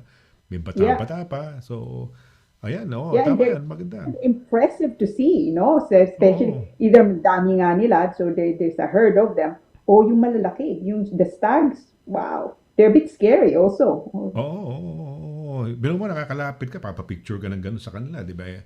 Tapos of course, cyclist. Ako, Diyos ko, paborito ng mga cyclist yung anong pangalan to, Kasi nga, di ba, 20 miles per hour lang ang takbo sa loob ng park. You don't have to, tumakbo ng napakabilis, no? So, okay, teka muna. Ito, si Victoria Lynch, hello, Lira and Sonny. Alam ko, taga Scotland, no? Mabuhay ka. Sabi ko, Scottish girl to eh. Sabi ni Anthony, ito mga last na, batiin natin yung mga, ito si Anthony Melendres, na nurse na, sabi niya, lagi siyang nanonood, no? And thank you very much, Anthony Melendres, Nice to know that you're always watching. Tell your friends about it. Well, about the immigration show and about, of course, the Sonny LARAGAN show and yung Sabado Panalo natin. This Saturday nga pala, attorney, mag-guest ko. Ito, kwento ko lang sa'yo. Sa Sabado, si Alisa Bonaobra, she was one of the finalists in the 2017 X Factor dito sa UK. Oh, yeah, wow! Tapos, sa Saturday din, magkakaroon ako ng cooking show. Hindi naman cooking show, kundi habang nagsishow ako, may nagluluto sa Nottingham. Kunyari, sikat yun, attorney, meron na siyang yung kanyang ginawa na video na YouTube na Humba, 2 million, hindi na 2 million, 5 million viewers yata, parang ganun eh. Wow! Views, yung particular Humba. Kung alam mo yung Humba. Humba yata, parang yata adobo rin yata yan eh. Parang simple. But anyway, Humba. Marami siyang views. Ang pangalan niya si Aling Oday. So, at the start of the show, we'll introduce her and then probably get back to her again in the middle of her cooking. At the end, siguro, pakita na yung cooked dish na, no? Kung papipiliin ka, attorney, anong gusto mo? Spicy pusit? Sweet and spicy pusit? Or kikiam? Have you heard of kikiam? Mga ganun? Oh, no, I don't actually. I've not heard of. Ano ang pangalan? Kikiam? Kikiam, kikiam, Pero- kikiam. yeah, Kikiam, kikiam. Ano ba I must kikiam? say, I'm partial to pusit. No, Pusit. especially So. spicy pusit. Oh, absolutely. Akala Sonny, akala ko ikaw magluluto eh. Hindi. Okay. Hindi, baka pwede natin gawin yung Saturday. May mga Saturday shows dito, Saturday or Sunday show, di ba, na they would invite some celebrities who would cook. One guy, or I don't know, one or both of them are chefs, di ba? Yata, parang gano'n. Yeah. Tapos gano'n, then they would eat it, no, afterwards, no? Ganyan, no? So maganda Yeah. yun, merong mga nagluluto. Ito ang kikiam, paggawa ng pusit na gano'n. We could probably do that, no? Wow. Oh, Yeah. cooking show, di ba? Pero yun, we will Nagugutom start ako. it. We're starting something. Well, we're just trying to test how, technically and how we could probably deliver that to our viewers, no, sa ating mga kababayan. Yeah. So mamimigay tayo ng prices, tataas na yata tayo mga 4,000 pesos muna ngayon. Itong sa kadating Sabado, ang pamimigay natin. So nakaraan 2,500, tumaas naging 3,000, 4,000. Siguro starting the 12th or yung 19, 26 and the 2nd of 19 to 26 and the 2nd of January, we're gonna give away siguro mga 3 or 4 na 5,000 pesos. So siguro Wow. mga 20,000 pesos. Mga hatid sa inyo ng World Remit ho yan. So ayan lang ho. So pag kalat lang ho ninyo, ito, meron tayong Immigration Corner, meron tayong Legal Advice Corner, meron tayong The Sonny LARAGAN Show, and of course we have this ano pangalan to? Sabado Panalo.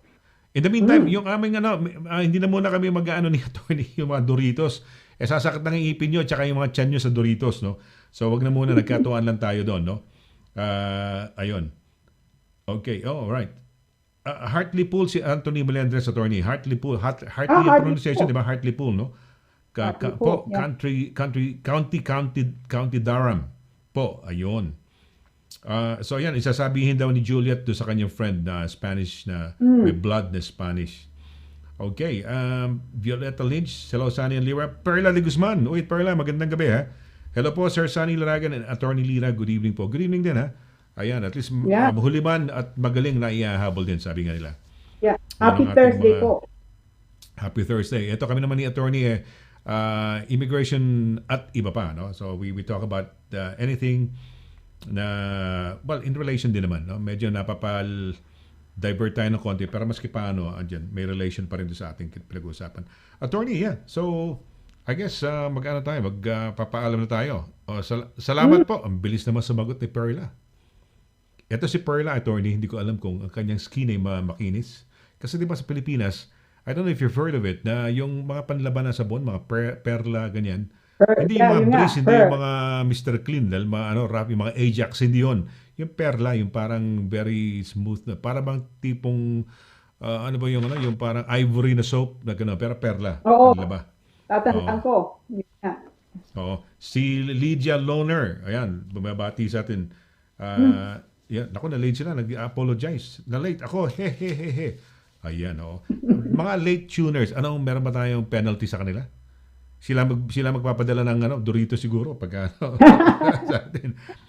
Ayan, nakakatuwa naman to. Perla de Guzman, tsaka si Lydia. Yeah. Okay, attorney, baka meron ka pang gustong dagdag or anything, o baka may shout-outs ka. Go right ahead, please, attorney. Yeah, just to say, again, salamat po.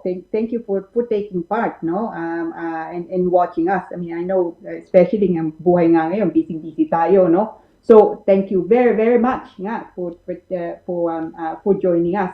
Now, next week po, pag-usapan natin, because it's recently coming to play, the skilled worker route, no? So, kung meron kayong mga questions about it, please email.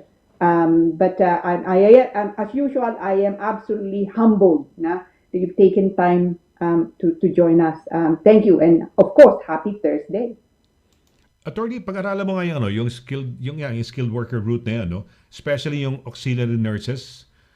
Baka lang, baka lang meron tayong makausap ng mga tao. Because there's this organization called Pinoy Nurses United in Europe na may mga kaibigan tayo riyan. And it's a very lamentable yung mga kwento ng mga nurses diyan. And because they have to learn languages, some of them started as beauticians, some of them started as tagalinis ng bahay.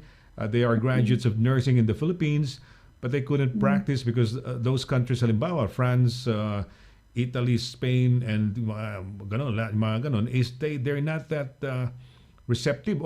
Switzerland, did you know? Marami tayong nurses sa Switzerland. Pa-retire na yung mga yan. Sila yung mga first batches. Hindi sila nagkakaroon ng bagong, they were, I think, directly hired eh. Hindi very open yung countries nila to get nurses. If they would get nurses, they would rather, the Swiss government would rather get them from Germany. So kunyari, German citizens, or kung masabi mong Pinay pa na magiging nurse doon, these are, naging nurses muna initially sa Germany as, nurses na Pinay, and then they opted to work in Switzerland, kasi sa Switzerland, di ba? Diyan nagpupunta yung mga kamukha nila Lewis Hamilton, yung mga, ano pa pangalan doon? Ano pangalan doon? Yung singer na, What's Love Got to Do with, What's Love, babae, got to do? Tina Turner, yan, Alam mo, Tony, mukha yata mga lahat yata na songs si Tina Turner, mukhang gusto ko na, mga Private Dancer, di ba? Marami siyang songs na mga sumikat, one after the other, no? So, yun, why do people go there? Because they probably they have the benefit of low taxes yata o baka walang ganun, di ba? And that's the reason why. And it depends on the canton. In Swiss they have cantons parang local districts, and each district would have a different parang taxation regime or ganun bale. Anyway, so yun baka yun ang lamentable. I had some stories of nurses kamukha sa Italy. They were able to recruit nurses from the Philippines. There was this parang pare in Milan. They were the first batches of nurses. Hindi na nasundan yun. Ang sumusunod at saka napaka-difficult ng kanilang ng kanilang process of getting yung accreditation, yung parang equivalency nung tinapos ng nursing na, di ba? Yung dito rin yan, di ba? May problema. Engineer sa Pilipinas, pero hindi ma-consider na engineer dito kasi hindi nagtutugma yung qualifications, no? So, yun. Narik ang tawag doon ba? Narik ang tawag doon. Narik. Narik. They try to see kung may, kung merong equivalency yung yung tinapos mo kay architecture o yan. So, yun. Pwedeng,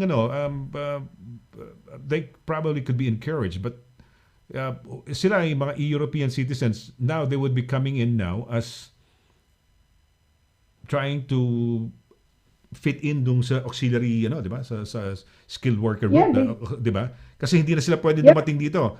Unless dumating sila dito before December 31. Di ba? Ganun yata yun. Yun ang window nila. Kung walang kakilala, siguro pwede, may 1 month pa pala. Kung talagang malakas ang loob nila, they can jump in here, no? And then, or should it be, kaya mas maganda? Doon na sila mag-apply as a SWR while nasa labas na sila, rather than coming in, risking it will be a different complexion ng kanilang application. The difference between the two nga is kung nandito ka sa EU, kung anong gusto mong trabahuhin, no? Hindi problema. Okay. So, you don't have the limitation. The skilled worker route, no? The SWR, you are tied then to an employer, no? So, given the choice, I would say, pwede kang pumasok dito under the EU regulations nga at the moment, you should do that. Okay. Pwede ka ba ganyan? Sige, kausapin kita off-air. Baka pwede tayo mag-special program to the whole of Europe, mga nurses. Baka gusto mo, because they might be a potential para sa iyo. Anyway, okay, well, I guess it's time for us to say goodbye. Maraming salamat. Sana marami kayo natutunan sa gabi ito. Maski paano, may mga technique yan At you just listen carefully kasi may mga sinasabi ni attorney na baka sabihin nyo, nakakalito naman to si attorney. Hindi ho. Meron tayo sa kailangan maghintay ka. May times na kailangan you have to act quickly. No? Depende sa situation. Now, that will be determined by specialists like attorney LIRA Simon CABATBAT. No? Kaya nga email nyo, tawagan nyo, but it's best to email and then she comes back to you. Yung mga ganun kasi you will only know. Hindi ho tayo pwede magmarunong. No, ako nga ayoko na mag-ibang, maski may knowledge ako ng 1%, hindi ko pa rin pinagyayabang yun dahil mahirap po, not until alam mo. And people like si Attorney LIRA, siya ang nakakaalam yan because maski paano, 'di ba? Ilang Thank araw niyang tulog at gising at yan ang ginagawa niya. So, kumbaga eksperto. Sabi nga, there's no such a thing as a parang expert pilot, parang ganun eh. There is only such a thing as an experienced pilot. So, when you fly more, then you become better. If you fly less, then you wala ka pang confidence, no? But through time and through more exposure, so more of doing the immigration things, si attorney, mas bihasa na yan. Ayan ang kanyang forte, yan ang kanyang linya. So yan, pag may problema ho kayo sa kanya, kayo tumawag. So in the meantime, kami ho, on behalf of Attorney Lira Simon CABATBAT, no? Ito po si Attorney, Attorney, sinabi ko sa ito po si SONNY LARAGAN. Diyos ko, Lord. Oo. Ito po si SONNY LARAGAN. Ito po si... Nasanay kasi, puro attorney kasi kasama ko. Para akong the beast amongst the roses. Ano pa tawag doon? The beauties, di ba? Ikaw naman. Hindi kasi, ikaw, kasama kita. Ikaw si Attorney Lira. Pag Tuesday, kasama ko na naman yung ating batang-bata abogada. O di, puro babae kayo. Abogada, hindi sinasabing abogado. Abogada. O, di ba? Ako lang ang, hindi naman, may biro sila sa Pilipinas, mga abogago daw, yung parang gano'n, no? Kasi walang alam eh. Hindi, wala namang alam, no? But anyway, yun nga ho, sa ngalan ho ni Attorney Lira at ako po si SONNY LARAGAN nagsasabing thank you ho sa inyong walang sawang pagsubaybay dun ho sa ating mga yung ating fans club na natin, sila Melendres, no? Pag nakita tayo at napunta kayong London, sige, magkita tayo, kapi tayo, no? Dahil siyempre, nakakatuwa naman. Yung iba naglo-lowbat daw, kaya naman daw ngayon, na late na sila, nag-charge pa. Nag-lowbat eh. Yan. Ano ito? Sir, ako po, midwife sa Pilipinas, pero carer po sa nursing home po dito. Sa nursing home po. Okay lang yan. Okay lang yan. Very good. Okay, so, let's do it again, ha? Let's do it again. Let's make it another happy Thursday next Thursday, which is, ano bang date niya? 3 plus 7, 10. 10. Uy, birthday ng uncle ko. Yung nag-iisa kong uncle sa father side dahil dalawa lang sa magkapatid. So, kailan ba birthday mo, attorney? January 9. Malapit na. Nearly. May malapit na si attorney. Bagong taon. Teka muna, January 9, hindi ba Santo Niño yan? Opo, Santo Niño, tama. Santo Niño, January 9. Okay. Ang galing mo. So, nag-celebrate na tayo noong New Year, nagputo ka na, nag-celebrate na naman ng Santo Niño. So, Viva, Pit Senyor, ganyan. Okay, so, ingat-ingat to kayo, be safe. Nag-lift na ho yung lockdown, magkakaroon tayong tier, pero pagtulungan ho natin. Let's help, hindi pwedeng gobyerno lang o sisihin natin gobyerno. Let's do our bit ho, no? Para sa ganun ay matapos na ho itong ating mga di ba, itong konting limitation, restriction sa ating mga galaw. A lot of people are affected mental health, no, because of fear of their jobs, of fear, lahat na ho, maraming mga no, yung walang makita yung mga so yung kanilang mga loved ones, hindi nila makita, mayakap, this is the most tragic part of our lives. People are dying, yung mga relatives ninyo, lalo na kainitan, di ba? Hindi mo mapuntahan eh. No, may susunugin na lang yun, di ba? Wala na eh. So, ayan, ako nga, buti nga, pa ako. Remember, yung daughter ko, ano ba yun, yung kotse, balay-balentong, tapos biglang nasa parang turtle, no? Turtle, yun. Talagang ayaw pa akong papuntahin ng hospital dahil nga, siyempre nga, because of the COVID thing, no? But, I had to do that, no? Dahil yung tatlong apo ko, yung nanay nila, tinitignan yung mga lahat ng test ko, ano nangyari, sino magbabantay doon sa tatlong apo ko? I had to go there. They had to admit me, no? Yung mga ganun, hirap natin, sa pagtulungan ho natin. Ayan. So, another edition na naman, another happy, sana hindi naman sad yung aking ending sa inyo, no? Ibig sabihin lang, pagtulungan natin yung gumanda to ating, di ba, situation natin. Para hindi na to ay namang problema. At may chance tayo magkita-kita. At makita ko yung mga pretty Indian girls ng other radio stations, di ba? Pag pa-party na, yan, okay. Joke lang. Okay, kita-kita ho tayo, ha? Sa Thursday ho. Huwag ho kayong magsasawang makinig at manood dito sa amin ni Attorney. Pero siyempre, ang crux ho nitong ating bagay is the immigration. So if you have any questions, reviewin niyo lang yung tape, itong show na to. Kung kailangan niyo ng email address ni, because at certain points of the show, pinapakita ho natin yung email address. So, yan, para ma-ano ninyo. So, kita ho tayo next Thursday. Take care. God bless. Good night. Yan, bye-bye.